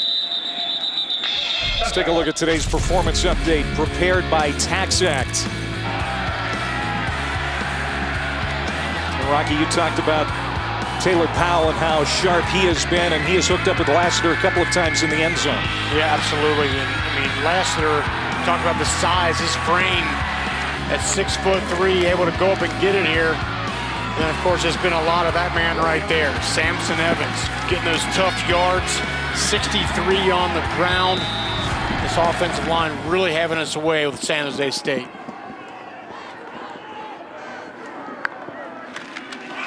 And we're going to probably see a lot of Samson Evans here in the second half. He'll get a couple on the first play from scrimmage. Let's go down to Don. We are not responding. That's what San Jose State head coach Brent Brennan told me. He told his guys in the locker room, he said they've got to start responding when things go bad. You can't worry about the outcome in the big picture. That was his message to his guys. And he said that's got to change. A very uncharacteristic performance from the first half from his team. Now, I asked about his defense, missing a couple of key cogs in that defense, especially on the back end. He said somebody has to step up and make a play. We've done this all year. Guys step in. He said that didn't happen in the first half. That has to change.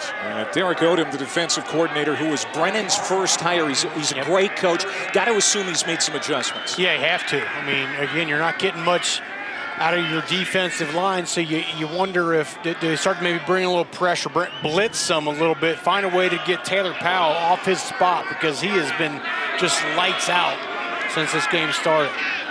So after that incompletion, 3rd down and 7, Evans in the backfield. 3 receivers to the wide side. Here comes the pressure from San Jose State. Powell throws intended for Drummond. Good coverage. And that is going to be 4th down. So that's the way San Jose State needed to start defensively, Rocky, and they're able to get off the field as Shelton was in coverage there. Excellent corner. Absolutely. I mean, look, San Jose State is by no means out of this thing. This is a 17-point game, still a lot of football to play here. But, yeah, you got to start off the second half here with a 3 and out. Now get the ball back to your offense that started this game very explosive, and see if they can get it going here. Isaiah Hamilton back to return. Mitchell Thomasek, just a 19-yard punt on his first and only punt today for Eastern Michigan. Takes the low snap, end-over-end low kick, and this is going to take a nice Eastern Michigan roll inside the 25-yard line, and then laid dead at the 25. 47-yard punt for Thomasek. Chevin Cordero had that rushing touchdown early to get the scoring started. Through another touchdown pass in the first quarter, but then after that, the defense for Eastern Michigan started to get to him a bit. Yeah, that's what it was. But he's shown he is a dual threat guy out there. Been efficient as a passer, 10 of 17, but just at certain times with his legs, he's able to create and extend that play. Got to do that some more here. Nothing to show for their last 4 offensive possessions. They fake the jet sweep, and they'll come on the tunnel screen to Elijah Cooks, and he escapes into the secondary. And out across midfield, Elijah Cooks with a big play for the Spartans, a gain of 25. What a great play design. Bring Elijah Cooks underneath, a little bit of a tunnel screen, get the ball to your 6'4", 215-pound wide receiver, and let him go to work. Over 1,000 yards receiving on the year for Elijah Cooks, the Nevada transfer. He has had a career year and his new home in San Jose. Kyrie Robinson on the carry, and 9 touches in the first half. That's a 3-yard gain. Yeah, and you got to find a way to get a spark going. All right, first offensive play, a little fake jet motion underneath screen. You get your offensive lineman Carmona out there throwing a block. That'll get you going. I know you think Elijah Cooks has some NFL potential. I do. I mean, the sheer fact his size. I mean, 6'4", 215. You don't see that out there much. And the quarterback got to be able to just throw a ball up there. He can go get it. Charles Ross, the intended receiver there, but Joshua Scott has been so good in coverage. Knocks that one away. I mean, what a game Joshua Scott has had. He had the interception in the end zone that Elijah Cooks threw. Watch this. And sometimes as a defensive back, you don't have time to get your eyes back to the quarterback. You got to play the receiver without finding a way to interfere. Great job. As those hands go by the receiver, you take your arm and throw it right up through the middle and separate those hands. Just a textbook play there. Oh, it's dropped by Kanan, the tight end. Jackson Kanan was wide open. No one within, 10 yards of him. And it's going to be 4th down as San Jose State can't convert. Yeah, and they start off hot, and that just a drop there throws cold water on the whole start to the 3rd quarter here. That was going to be an easy first down for San Jose State, which has converted only once on 3rd down today. Travis Benham on to punt for the first time. And it's going to be fair caught by Dylan Drummond, as Eastern Michigan will have it just short of the 20-yard line. 12:48 to go, just underway here in the third quarter. 30-13 in Boise.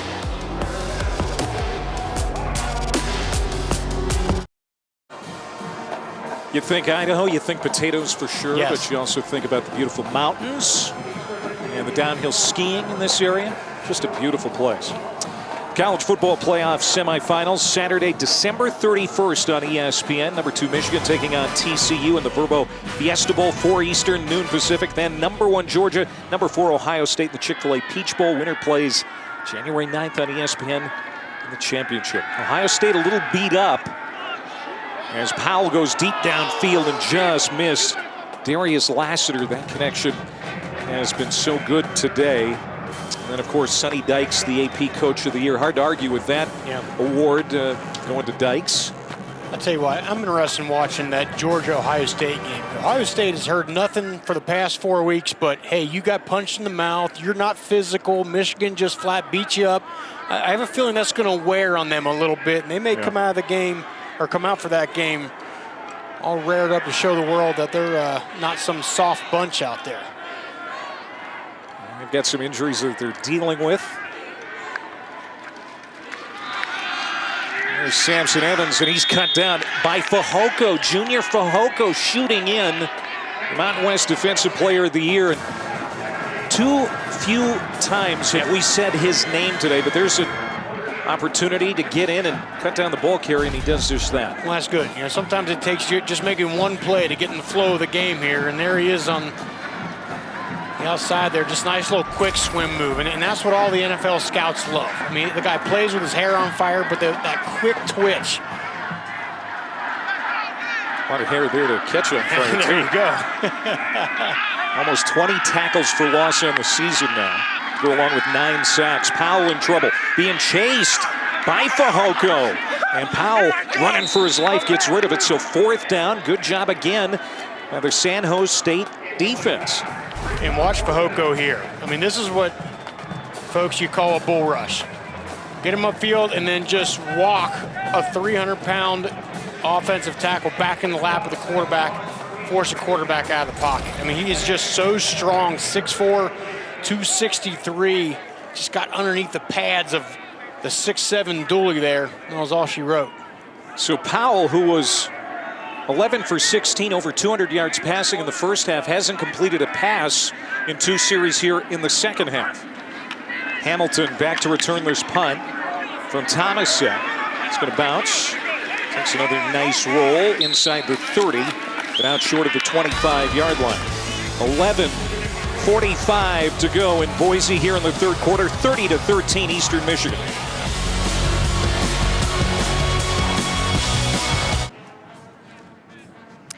Welcome back to the Idaho Potato Bowl. Eastern Michigan ahead 30-13 over a San Jose State team that has had an emotional few months. They lost their teammate, freshman Camden McWright, when he was struck by a school bus while riding a scooter near campus in October. The team made the decision to cancel their next game against New Mexico State. They played their first game since his death against Nevada on October 29th, forming a giant number 6 on the field to honor him. They came back to get that win. Today, the Spartans sporting Camden's full name on the back of his helmets there. Guys, players told me it was devastating to this team. It's brought them closer together over time. They've rallied around each other.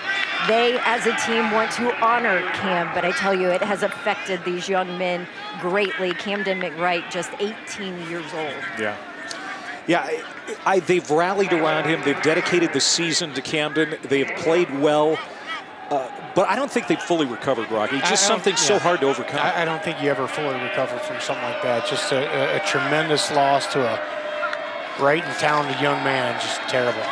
Thank you, Don, for that. And again, it's been such a hard year. And Eastern Michigan also lost a dear friend this year. Assistant coach Fred Reed passed back in May, and they're dedicating this season to him. So this season, this bowl game in particular, means a lot for both teams for different reasons. Yeah.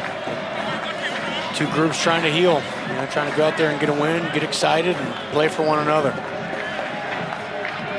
So 3rd down and 6 after that last incompletion. Chevin Cordero and the Spartans trying to get something going. They haven't scored since the first quarter. Cordero rips one to the outside, broken up again by Joshua Scott. What a game for the 6-foot sophomore from Antioch, California.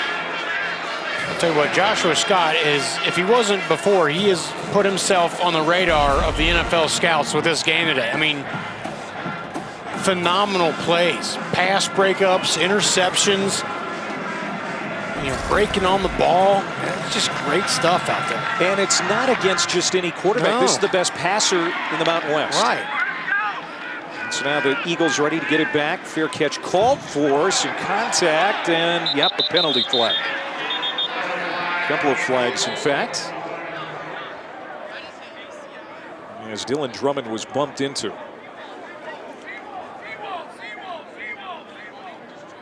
Pitch interference. Kicking team, number 43. 15-yard penalty, 1st down. Another bad break for San Jose State.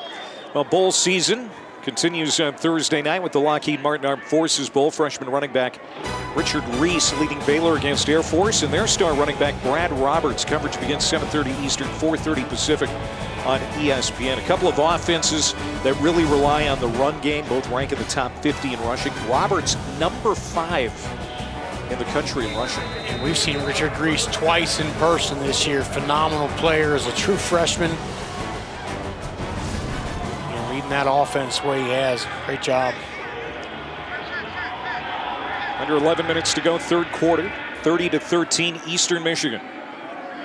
They're down 13-0 early in the first quarter, and they've really dominated since that point. There's a long pass. Showing off his arm talent there is Taylor Powell. Tanner Canoe, his 2nd catch. 3rd-team All-MAC receiver. Brings it in for a 16-yard gain. A nice pass by Powell.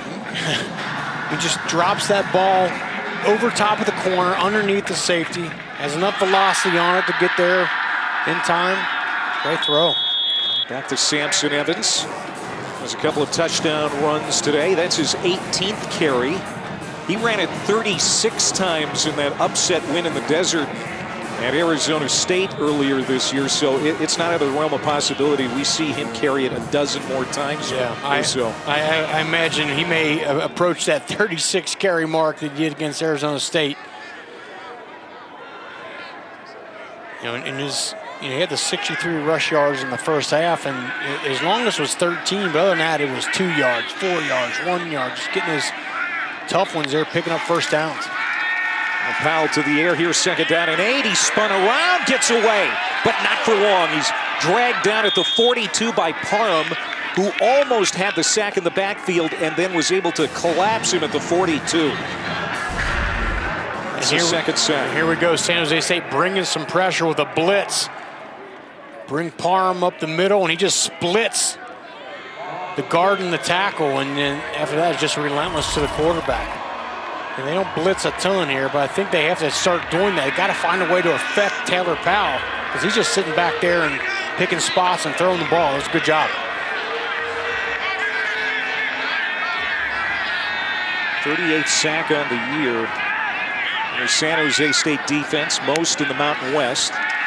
Trying to make a play here on 3rd and 14. Powell has plenty of time, comes to the check down receiver on the crossing route, and it's going to be well short of the line to gain. Gunnar Oaks on that catch, an 8-yard pickup, so 4th down, and we'll see the field goal unit come out. Jesus Gomez has a big leg. Tied a school record with a 55-yarder at Ball State back in October, so this is within his range. Absolutely. About 51 here. 13 for 16 on the year. The left-footed kicker has it on the way. It's got the distance. How about that? And plenty of room to spare. Jesus Gomez gets 3 more on the board for the Eagles. So things going well for the team from Southeast Michigan. Leading it by 20 now in Boise.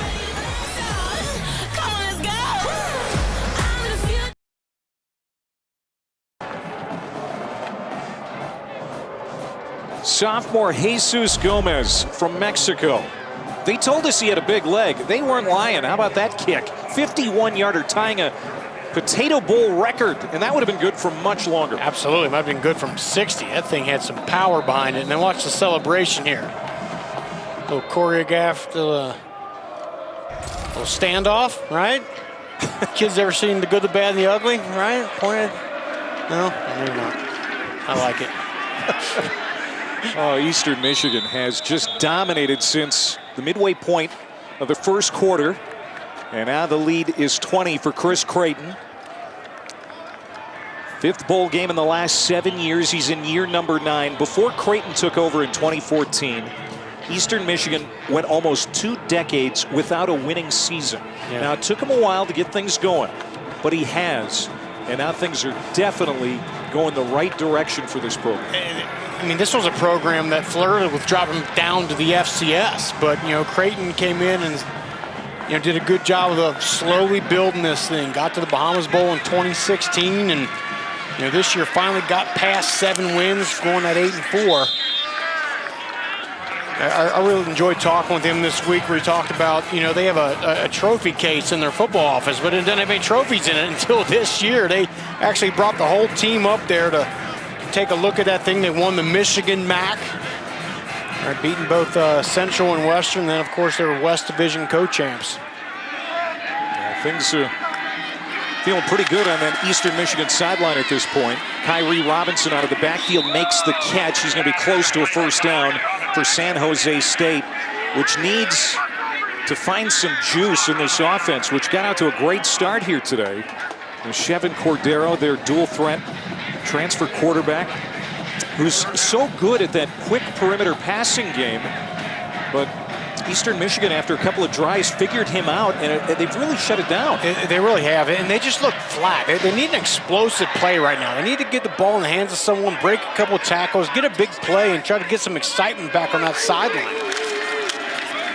Top passer in the Mountain West flares it out on 3rd and short, and they are going to pick up the first down here. That is Isaac Jernigan, another Nevada transfer. That's 4 of them, by the way, if you're keeping count. Wide receiver coach Eric Scott came from Nevada, and he had a bunch of receivers follow him to San Jose. It's the way of the world now, right? Transfer portal and guys coming and going. And I like what Brett Brennan talked about. He said when Cordero was at Hawaii, we had to play against him for 3 years. He always played pretty good against us, so they were happy to get him here. And he's getting some pressure, able to get it downfield, and it's caught. Beautiful catch, Isaiah Hamilton. What a game for Hamilton. Down just short of the 20-yard line, and he beat Joshua Scott to do it. Now we're talking here. Big play. I mean, he throws this ball just before getting this thing swatted out of his hand. Again, we've just seen some great throws today by both Cordero and Powell. That was a good one. See if they can build on that here. 4th catch for Hamilton. He's got 120 yards. All of his catches, big plays, 37, 24, 23. That for 36. On first down, back to Robinson. Finds some wiggle room up the middle. And Jose Ramirez, the All-American, makes the tackle, but there's a good run on first down. That's what the deep passing threat will do. It'll loosen up that run game a bit. And look, if you're San Jose State right now, you just can't look at the scoreboard. You can't start counting points and all that. You just got to start stacking good plays on top of one another, and there's 2 in a row.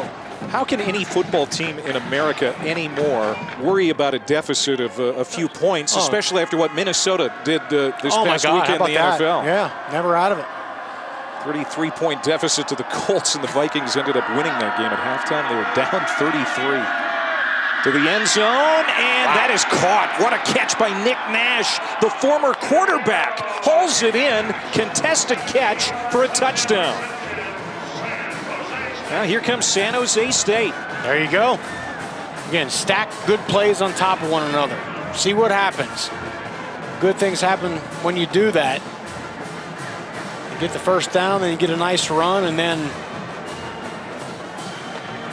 50-50 back shoulder ball there to Nash. There's Brent Brennan. He's got to feel much better about things now, as his team can pull back to within 13 with the extra point attempt coming here from Terrence Shive.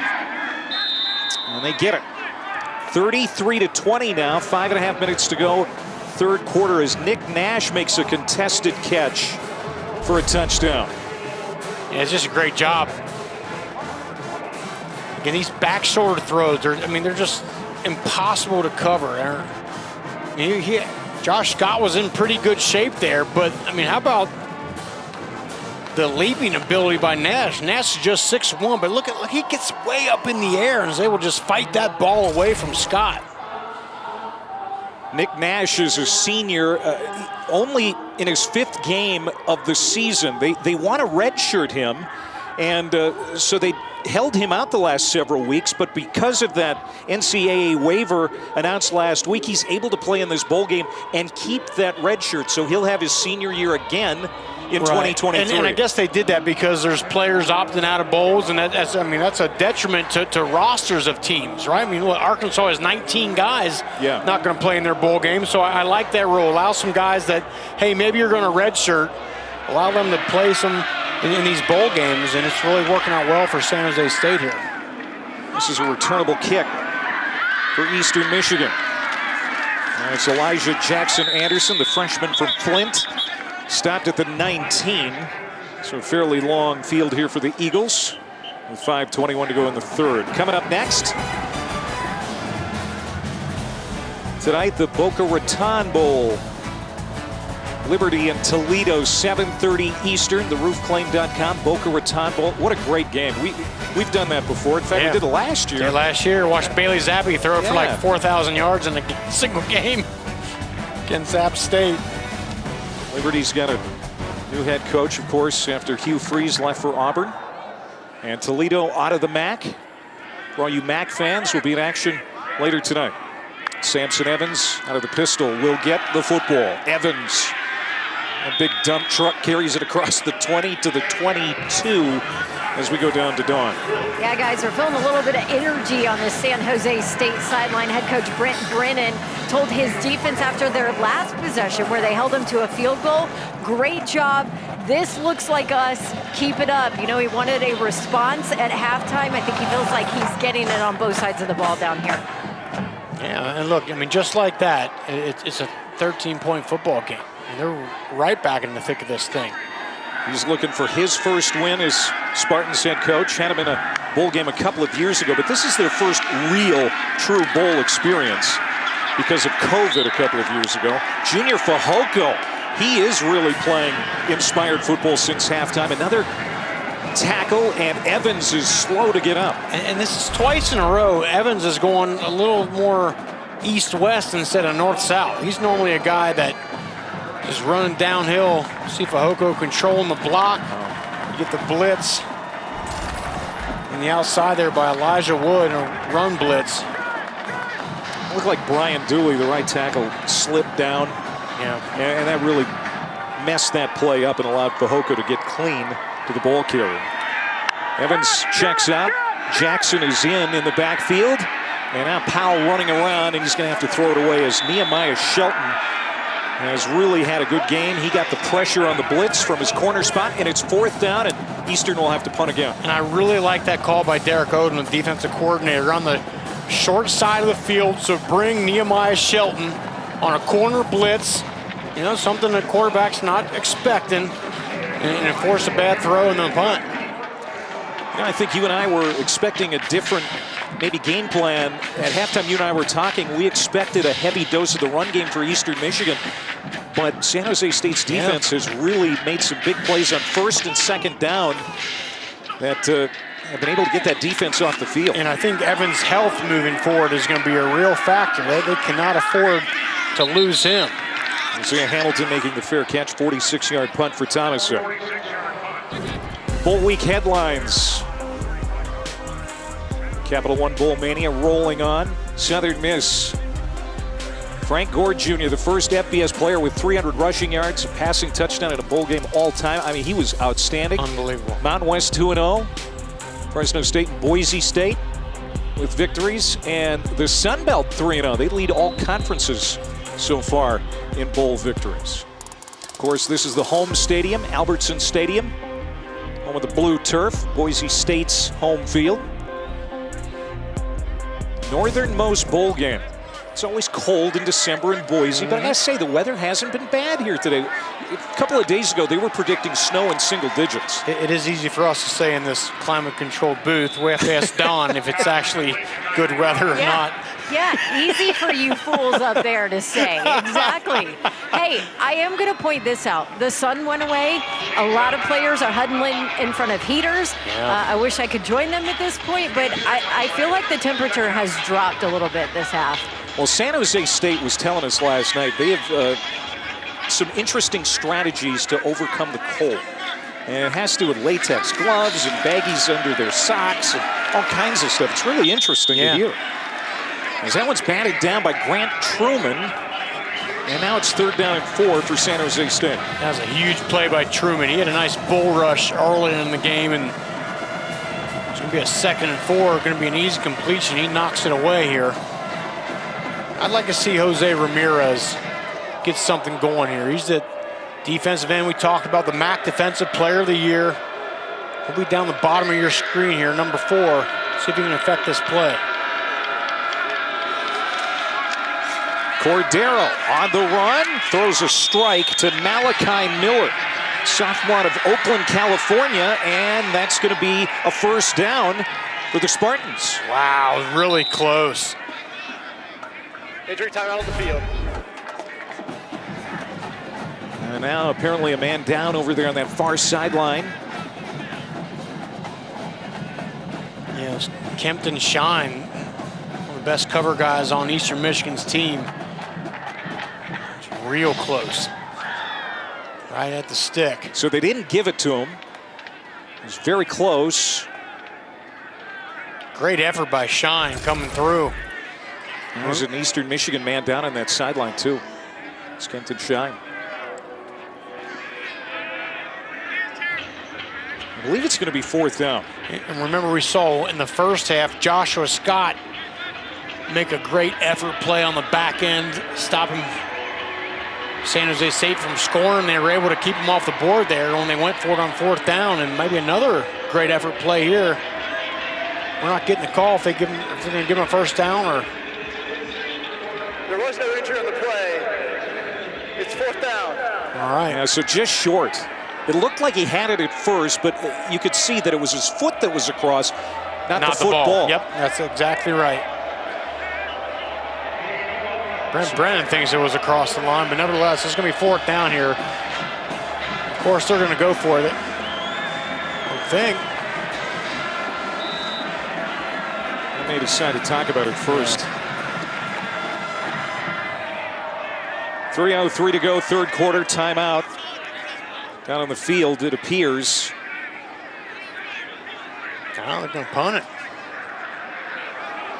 Oh, Brennan just calling the offense off the field to get the punting unit on there, not a timeout.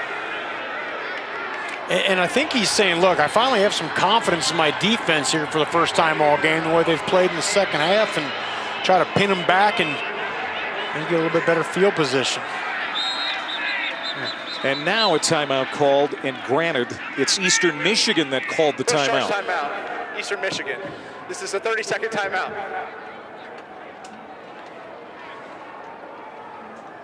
2:54 remaining here in the quarter. As you look at Chris Creighton, he called the timeout. The annual NBA on Christmas Day tradition continues. 5 star-studded games on ESPN and ABC. Sixers-Knicks starting the day at noon Eastern. And it's Lakers, Mavs, Bucks, Celtics, Grizzlies against the Warriors, Suns, Nuggets capping the night on Christmas. Clay Matvick, Rocky Boyman, Don Davenport, our entire crew here in Boise for the famous Idaho Potato Bowl. And a lot of deliberation here, really for both teams before this 4th down. And I'm thinking he looks like he might have called the offense back out on the field. As if Eastern Michigan calling the timeout gave him a chance to think about it, and he said, hey, maybe it's time for us to go here. And it seemed to really rejuvenate that sideline. Boy, if they could pick this up here, it would be a real momentum lift for San Jose State. which pulled to within 13 on that last scoring drive. Elijah Cook's at the bottom of the screen here. They need a yard. Hit in the backfield, Robinson, and he's dropped. He did not get it. He did not get it. Grant Truman, number 90, again coming in, getting some help from Peyton Price, number 94. I mean, this line of scrimmage in key moments has been controlled by Eastern Michigan. Little line stunt and the penetration. And like you said, not even close. Tim Randall, good job of some penetration in the backfield, also fouled that play up. Make a mental note of that stop right there. That could be a huge play here in the second half. Could ultimately help decide this outcome. So the Eagles take over. Great field position starting in San Jose State territory. That pass complete at around the 40-yard line. That is Canoe. His third catch. He'll get 4 yards. And it is interesting considering had Eastern Michigan not called that timeout, San Jose State was going to be happy punting that football away and pinning them back. And Brent Brennan saying, okay, defense is playing good and maybe a little too much time to think about it, and called the offense out there. It didn't work for him. You know, in hindsight, it looks like a bad decision here for San Jose State. But if they pick up that first down, it's a brilliant decision, absolutely. right? That's the way it goes. But by not getting it, they give Eastern Michigan the ball back in some great field position here. Powell getting hit from behind and wrapped up. There's Rico Tolfree, number 16, with a loss of 9 on that sack. What a great speed rush by Tolfree up at the top of your screen there. Watch him just run and dip the shoulder, come right underneath, run the hoop, get the shoulder squared back up. I mean, that's a textbook speed rush there. Get upfield, explode, dip that shoulder underneath the offensive lineman who doesn't want to bend down, get to the quarterback. And this might be another reason, you alluded to this, why he went for it, because he trusts his defense right now. They're really playing well. Have all half. That's the third sack today for the San Jose defense. Powell stepping up. He'll drop it off. That is caught. That is going to be a first down and more, close to the 30-yard line for the tight end, Gunnar Oaks. The big tight end out of Ohio with a gain of 19. I think that little last extra effort jump there by Oaks is what got it. And I thought Powell did a good job of just adjusting his feet in the pocket, stepping up into his left just a little bit. Didn't get too antsy back there and found Oaks. When he jumped up in the air, Rico Tolfree landed on him, may have twisted his knee. So he wasn't able to get up. But that is a huge first down for Oaks. His second catch today, 27th of the year.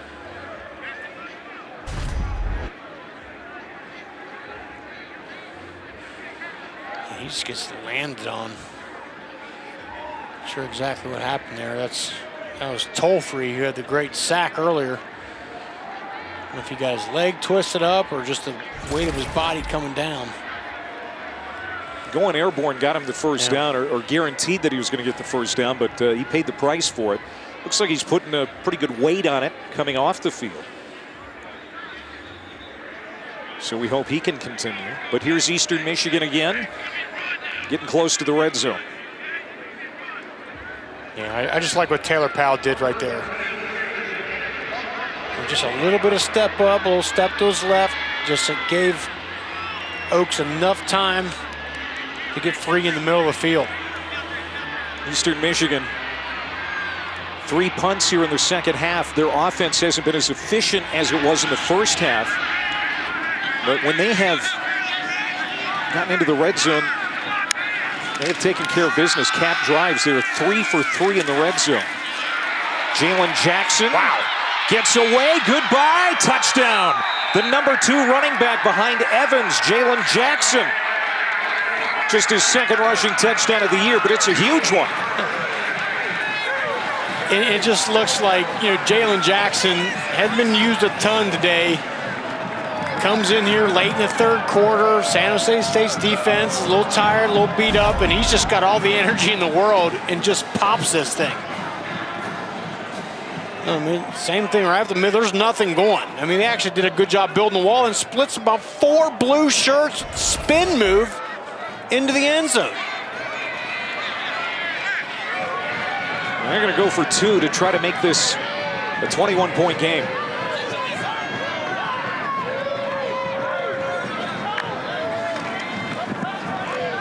Why not? Jackson taking care of that as well. A 2-point conversion for Eastern Michigan. And it's now 41-20.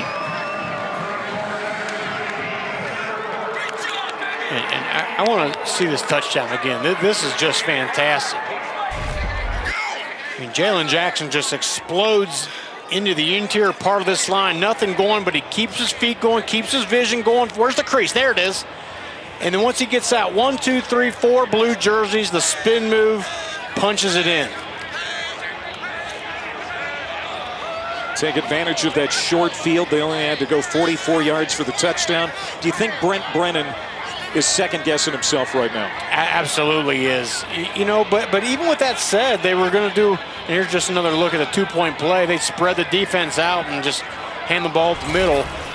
But it had not been for Gunnar Oaks with that huge catch and run on, what was that, 3rd and 14. Right. It's a different ball game. I mean, I don't think it's the decision as much as on a key 3rd and long, you got to find a way to get off the field and force them to punt. That was the absolute backbreaker. Only the 4th third down conversion today for Eastern Michigan, but it was a big one. Final half minute here of the third quarter. Eastern now with a 21-point lead as they try to win the program's 2nd bowl game. And San Jose State will start at the 25. Done. Yeah, guys, let me tell you who was cheering the loudest for that touchdown. Samson Evans, who watched that entire drive from the sideline. He's been holding his left knee, trying to work that out. The one with the brace on, it's clearly bothering him. But I promise he was the first to congratulate the kid on his touchdown when he came off. Oh. Again, he's still doing it, Don. Getting excited for his teammates here. Is playing pretty well here and trying to get their first bowl victory since 1987. And you know darn well that they need him. If they get into a position where they can ice the game away, they're going to rely on the run game, and that's where Samson Evans really comes in. Right, absolutely. When you need to just choose some clock, that's where he really comes up big. Although Jalen Jackson did a nice job right there running between the tackles as well. San Jose State turned it over on downs near midfield on their last possession. On 1st down, Cordero is complete. Got it to Jermaine Braddock. His first catch, the 5th-year senior, gets 25. Number 79. But it's coming back. Penalty. 1st down. Just another backbreaker. Jose Ramirez, it looked like it brought the pressure and forced the holding call. Braddock, the 3rd leading receiver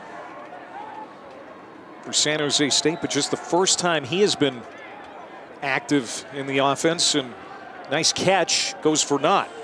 And Ramirez hasn't had a hugely impactful game, but in different spots, he's performed well. He forced an interception earlier with a little pressure in the face of Cordero. Cordero on the draw gets a big chunk of that penalty yardage back, and 8 more to boot. Esperacio brings him down. It's going to be the final play of the 3rd quarter. Eastern Michigan. It's been 35 years since they've had a bowl win. The 4th quarter coming up. Eastern Michigan. They'd like a bite of a potato when this is all said and done.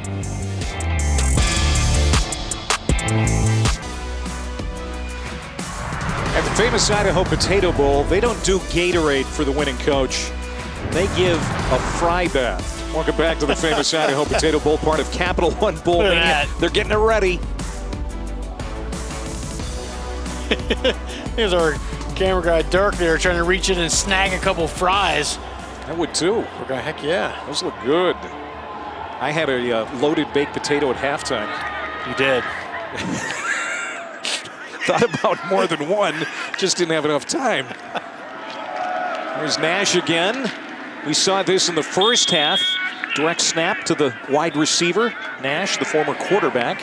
gets 6 and a first down for San Jose as we go down to Dawn.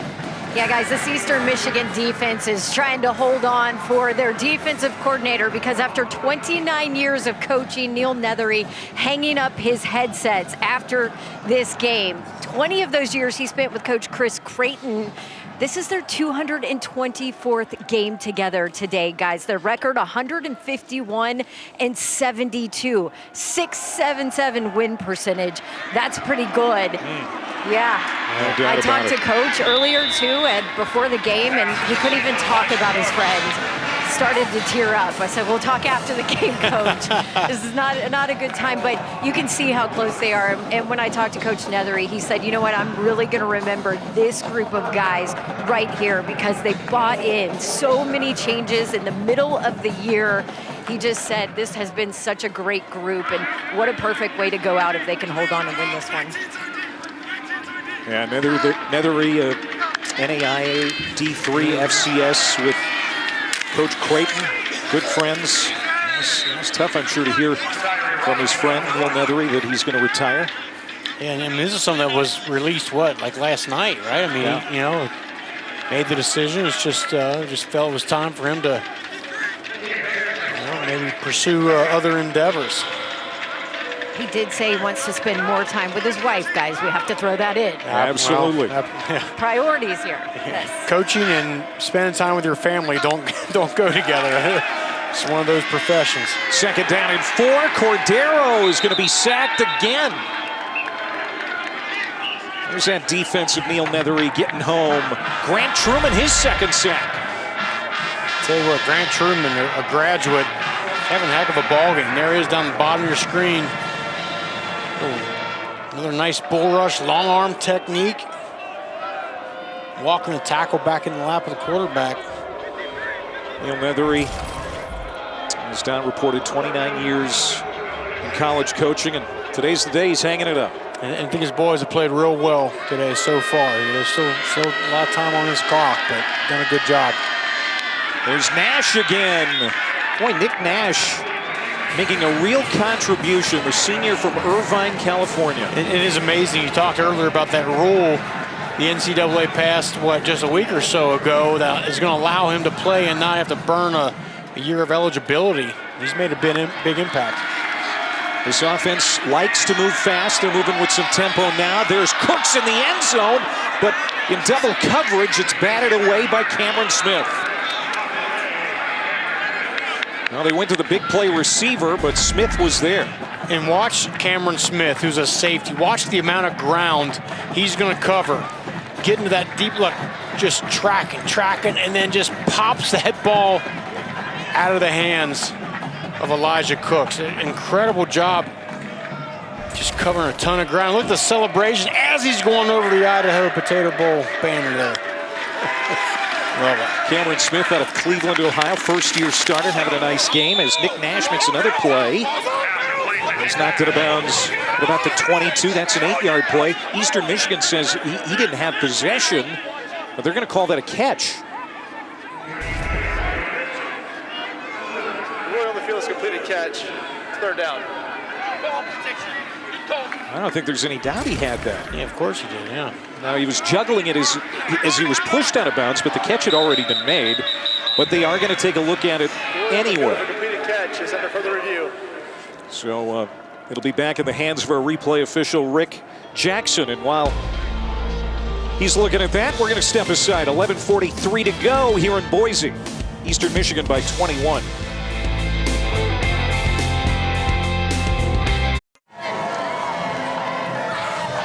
San Jose State trying to come back in the famous Idaho Potato Bowl.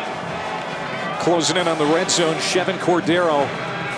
Over 2,900 yards passing this year. He's got 316 today and 2 touchdowns. Can he lead this comeback? Huge play here. They got to get a touchdown here. Down 21, just under 12 to go. Play stands. It was a completed catch. 3rd down and 2. It is Jernigan, and he's got the first down. Isaac Jernigan, sophomore from Bakersfield. Good catch and run. It's a great job again catching him in man coverage. They tried to bring, couldn't see who that was, the defender over the top there. think it was Sparacio, the linebacker, and Jernigan just faster. Play number 10 of this series. Already covered 58 yards in 4 minutes. Cordero incomplete. And that one was trying to hit Hamilton. Pretty good coverage again by this Eagles secondary. This defense has really had a good day. They really have, and we talked about it pregame. They had to be big, especially in the secondary, covering people up. And a lot of great wide receivers for San Jose State. Cooks and Hamilton, Lockhart. Done a pretty nice job. You know they want their defensive coordinator to go out in style today, too. Jernigan goes in motion. Chevin Cordero running all over, throws to the end zone, had a man open for a moment, and it's incomplete. He wanted Nash, but then Joshua Scott closes quickly in the end zone. And it looked like there might have been some early contact there by Joshua Scott. Don't see a penalty flag. There we go, and Scott was not able to get his.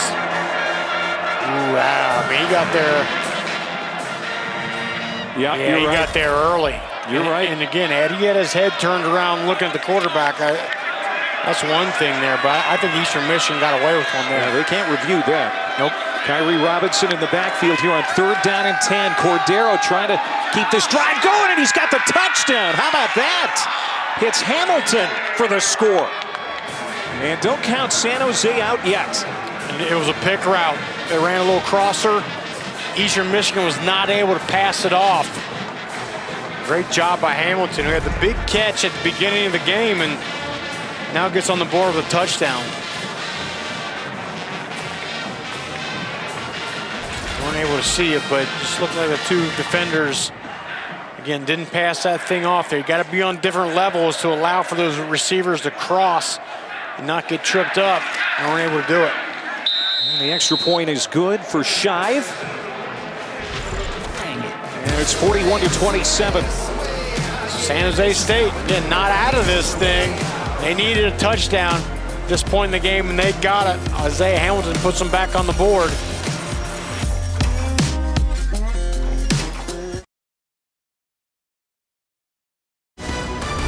The Famous Idaho Potato Bowl is brought to you by Famous Idaho Potatoes. Always look for the grown-in Idaho seal. And TaxAct. File for less and get more. Rocky Boyman could eat that. There's no doubt in my mind. I've seen you eat all season long. And I don't know where you put it sometimes, but I think you could handle that giant potato. It might take a day or two, that thing, but I give her a shot. Clay Matvick, Rocky Boyman, Don Davenport, our great ESPN crew here in Boise. 10:57 to go, 4th quarter. And San Jose State has 468 yards total offense today. With that said, they're down 2 touchdowns. But there's still plenty of time for this offense, which has outscored Eastern Michigan in the second half. Seems like they're finding a little traction now. They absolutely are. This offense, and again, it was just got a couple explosive offensive plays early in the start of this second half here. Ever since then, they've really carried that momentum. And now it's up to Taylor Powell, who I think has been fantastic today. It's up to him to just shut the door down. That's what a good quarterback does. Find a way to just close the door on a game. See if he can do it. Well, as Don reported, something's not right with Samson Evans. So they've Jalen Jackson in the backfield to start this drive. He, of course, scored a touchdown on the last possession for Eastern Michigan. He's going to be cut down, maybe face masked, as he tried to find the corner on the right side. Chase Williams, the safety, transfer from Southern Cal, may have committed the penalty. Personal foul, face mask, defense, number 1. 15-yard penalty, an automatic first down. Williams, the honorable mention, all Mountain West safety. And that's a huge play right there for Eastern Michigan, because this thing was shut down. This is going to be for about a 1 or 2 yard loss here. Please reset the game clock to 10 minutes, 52 seconds. Pin 52 on the game clock, please. And Jalen Jackson, who averages about 6-7 carries per game. his role increases significantly now as, again, Eastern Michigan has a 2-touchdown lead. They like to rely on that run game, especially in a situation like this where they can kill some clock. Interesting to see if this offensive line that we've talked about all game, big boys, 300-pounders, 4 out of the 5 are all graduates, so they have a ton of experience. They've really been the leader of this team. Let's see if they can shut it out here in the fourth quarter. Taylor Powell,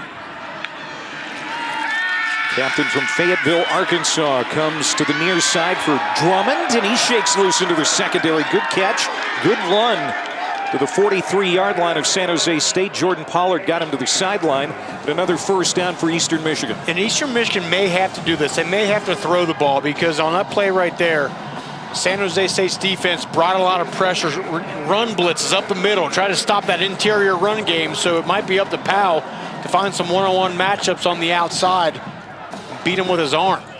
I don't think San Jose State's going to just sit back and allow him to just punch the ball up the middle at 3 and 4 yards a clip. Taylor Powell, he won the starting job out of camp. Dealt with some injuries, though, at times this year. A little jet sweep this time for Eastern. That's Baydoun. That's going to be a reception for Baydoun, who hasn't been overly active today, their top pass catcher. But the Eagles have found other playmakers today. Yeah, I just think without Evans in the game, and it looks like we may not see him, just having to get a little bit creative here.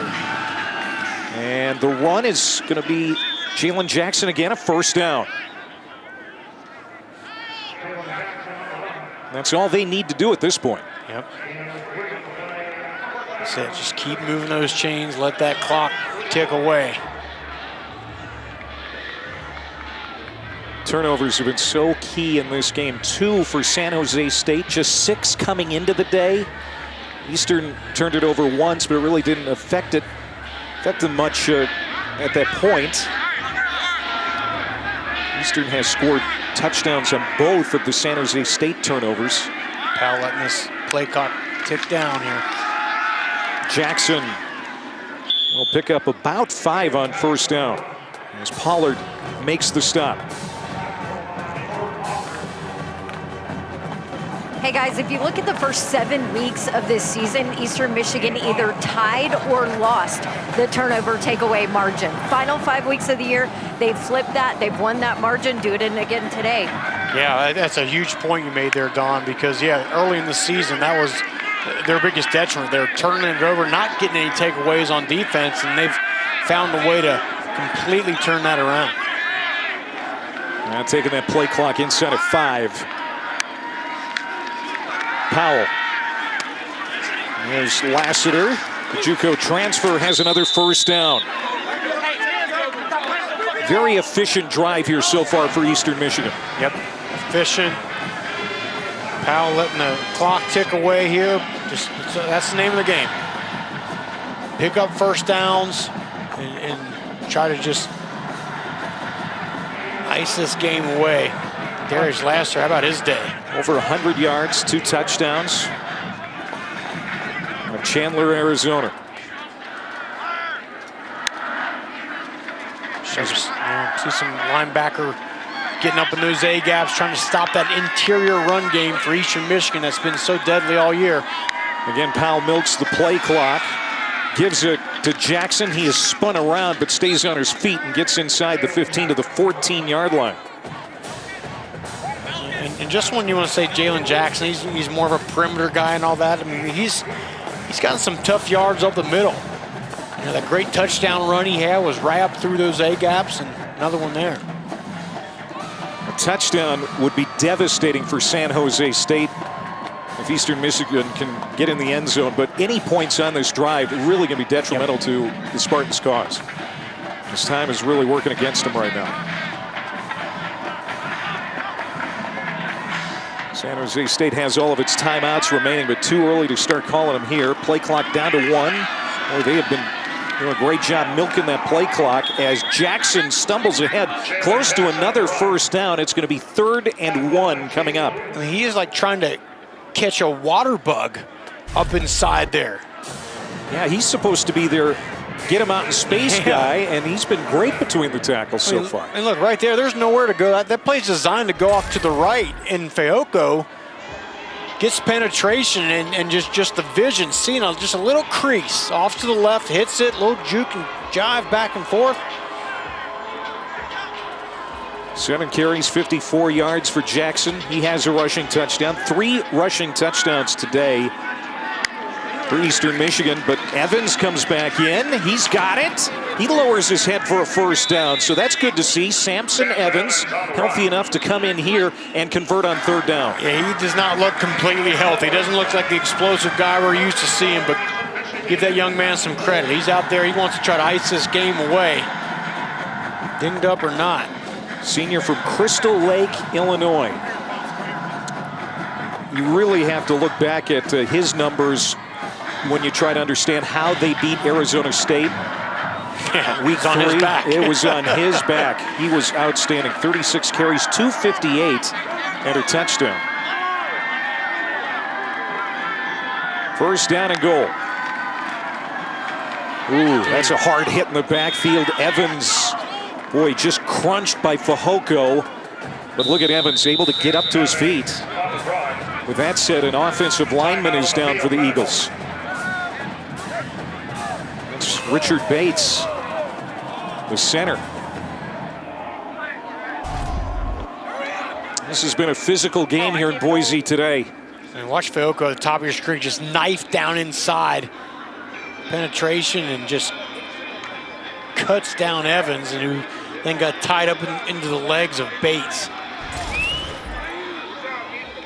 We talked about that offensive line for Eastern Michigan.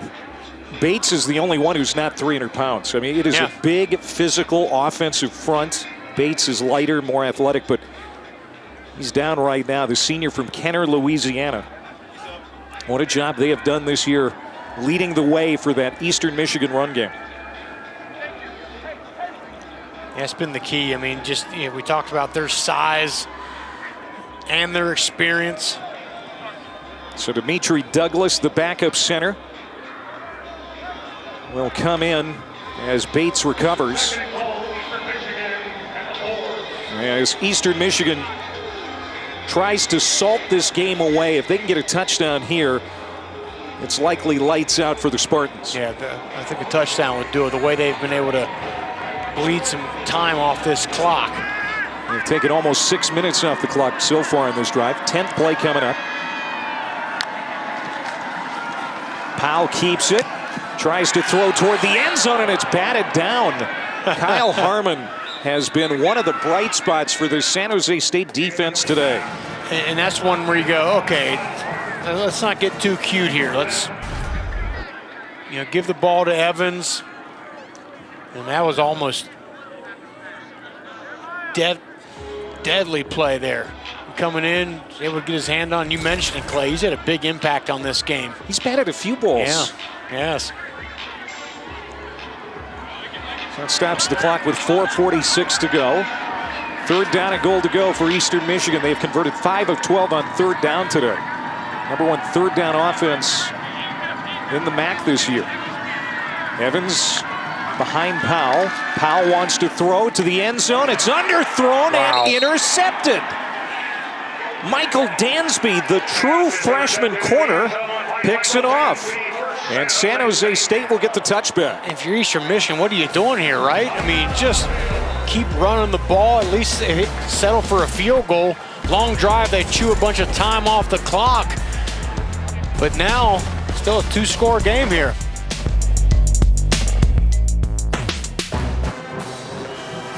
Back in Idaho, San Jose State gets the ball back after they pick off Powell in the end zone. Only down a couple of touchdowns. And don't forget, fans, tune in to the ESPN app after the game for the Capital One postgame immediately following the end of the contest. All right, so an opportunity here for San Jose State, who's had a great day on offense. 468 yards total offense. They've got to score. They've got to score quickly. Here's Chevin Cordero on 1st down. He'll get it to Nash, trying to spin away, and he does. That's a 1st down for Nash, as he gets 14 on that carry. And what an impact Nash has had in this game. couple weeks ago didn't even think he was going to be a part of it, right? Without that new rule the NCAA passed, allowing him to play and not burn a year. Was the backup quarterback. Realized he could be a bigger help to this offense as a receiver. Moved there midseason. And having a nice day today. 4 catches, 51 yards. Cordero is going to go up top. Has a man, but he overthrew him. Jackson Kane, the tight end, was streaking down the sideline. Chase Klein in coverage. It's interesting here seeing Elijah Cooks. He goes off the field. And that's the guy you want to have out there in this situation. Not going to be in there. Well, they've got the quarterback to lead a comeback. There's nobody tougher, more competitive in the Mountain West. And poised. That's what Brett Brennan said yesterday. He's such a poised quarterback. He's going to hit Miller. Malachi Miller, the sophomore from Oakland, gets 8 as we go down to Dawn. Yeah, you guys talk about that poise. I've seen it on the sideline.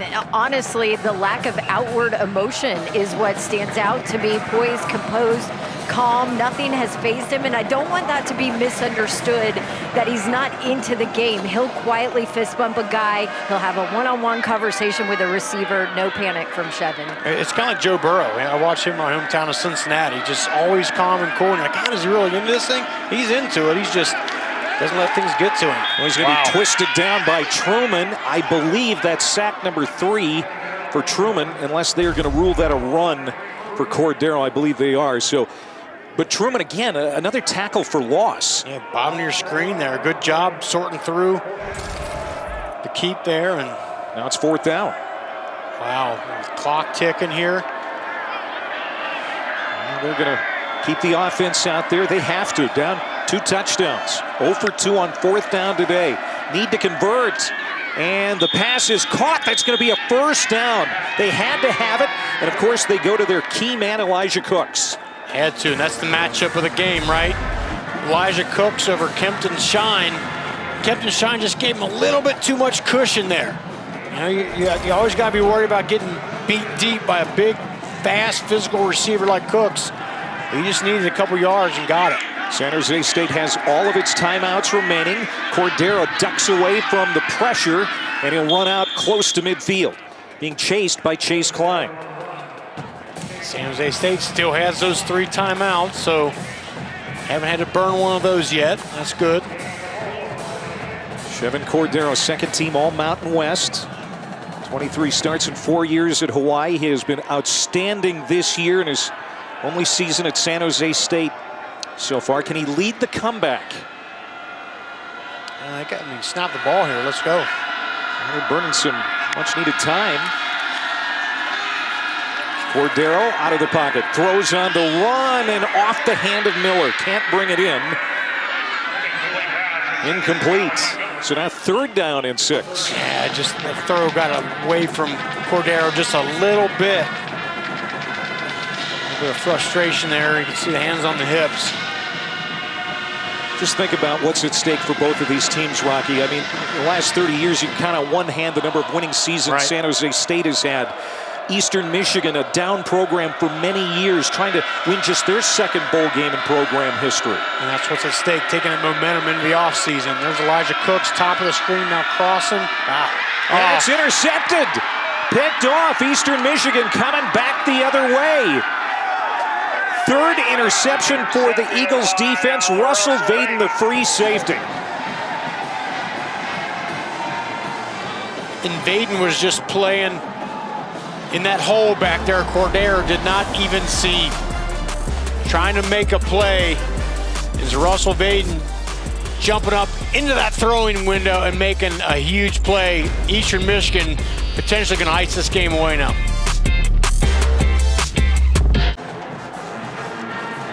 San Jose State came into this game tied for the fewest turnovers in the country with USC at 6, but they turned it over 3 times today. Chevin Cordero just moments ago threw his 2nd interception, and that's about all she wrote.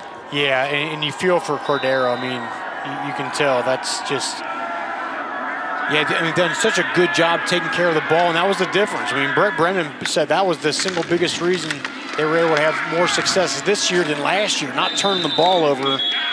Instead, they get it here. San Jose State is going to call one of their 3 timeouts.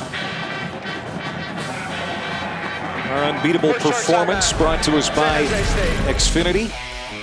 And Jalen Jackson, that big touchdown run when Samson Evans was recuperating on the sideline, was a big statement run late in this football game. It absolutely was, because if you're San Jose State, you're saying, okay, Samson Evans is hurt, probably not going to be able to just pound away at us. Instead, they bring in Jalen Jackson, the guy mostly known for, kind of hitting you on the perimeter. He runs right up the middle, spins out, breaks a couple tackles, and punches it in. That was a huge momentum play there for the Eagles. Taylor Powell has passed for a career-high 298 yards today. I think he has done a really nice job. He really has. Handling this offense as well. And look, let's be fair here. They got a little too cute there on their last drive around the end zone. A couple pass plays down there, and the one bit them. Gave San Jose State a chance, but they get the ball back here. I imagine it's going to be all runs. And it's Samson Evans. And there's another timeout. 3rd down and short coming up for the Eagles. Yeah, real testament to Neil Nethery's defense. In his final game as a college coach, he's decided to hang it up after today's announced his retirement. After 29 years in coaching, his defense has really played well at key moments. Absolutely. Yeah. Nothing bigger than, hey, San Jose State's looking at, hey, we're only down 2 scores. They got a explosive offense, and you get the big interception to shut it down. There's Neil Nethery in the hooded sweatshirt. Asked him before the game what he's going to do. He said, I don't know, I'm going to take a couple of months to figure it out. I said, maybe high school coaching? He goes, no, I'm done. I'm done with coaching. Just wants to get away from it. There's been a lot of coaches that have said that, right? You'd think he may reconsider. Look, if you're a coach, it's just in your blood. You love the culture. You love being around the kids. You love all the stuff, even the stuff that isn't necessarily that fun, all those hours they grind away. So I wouldn't be surprised to see him back at some level. Oh, what a great second effort by Evans. And he got the 1st down. Wow, that's it.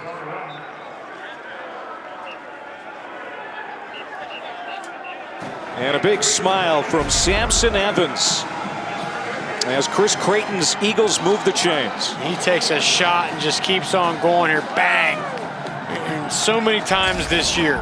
He'll get hit in the backfield and should be a tackle for loss, but he just has that knack that all great running backs have. You can take a shot. Look at that. 1st down. 25th carry for Evans.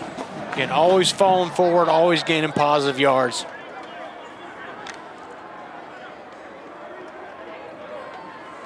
Eastern Michigan into victory formation in a bowl game. And it's going to be their 2nd bowl win in program history. And their 1st since 1987, of course, when they beat San Jose State as 17-point underdogs. Taylor Powell, our Capital One player of the game, well-deserved. Absolutely. And there's been about 3 or 4 throws he's made today that have been just exceptional. Putting it in a very, very tight window. And then, of course, there's, as we talked about, Neil Nethery, defensive coordinator, his final game. It's been a storybook season for Eastern Michigan. Sports Center coming up, and so is the Capital One postgame show.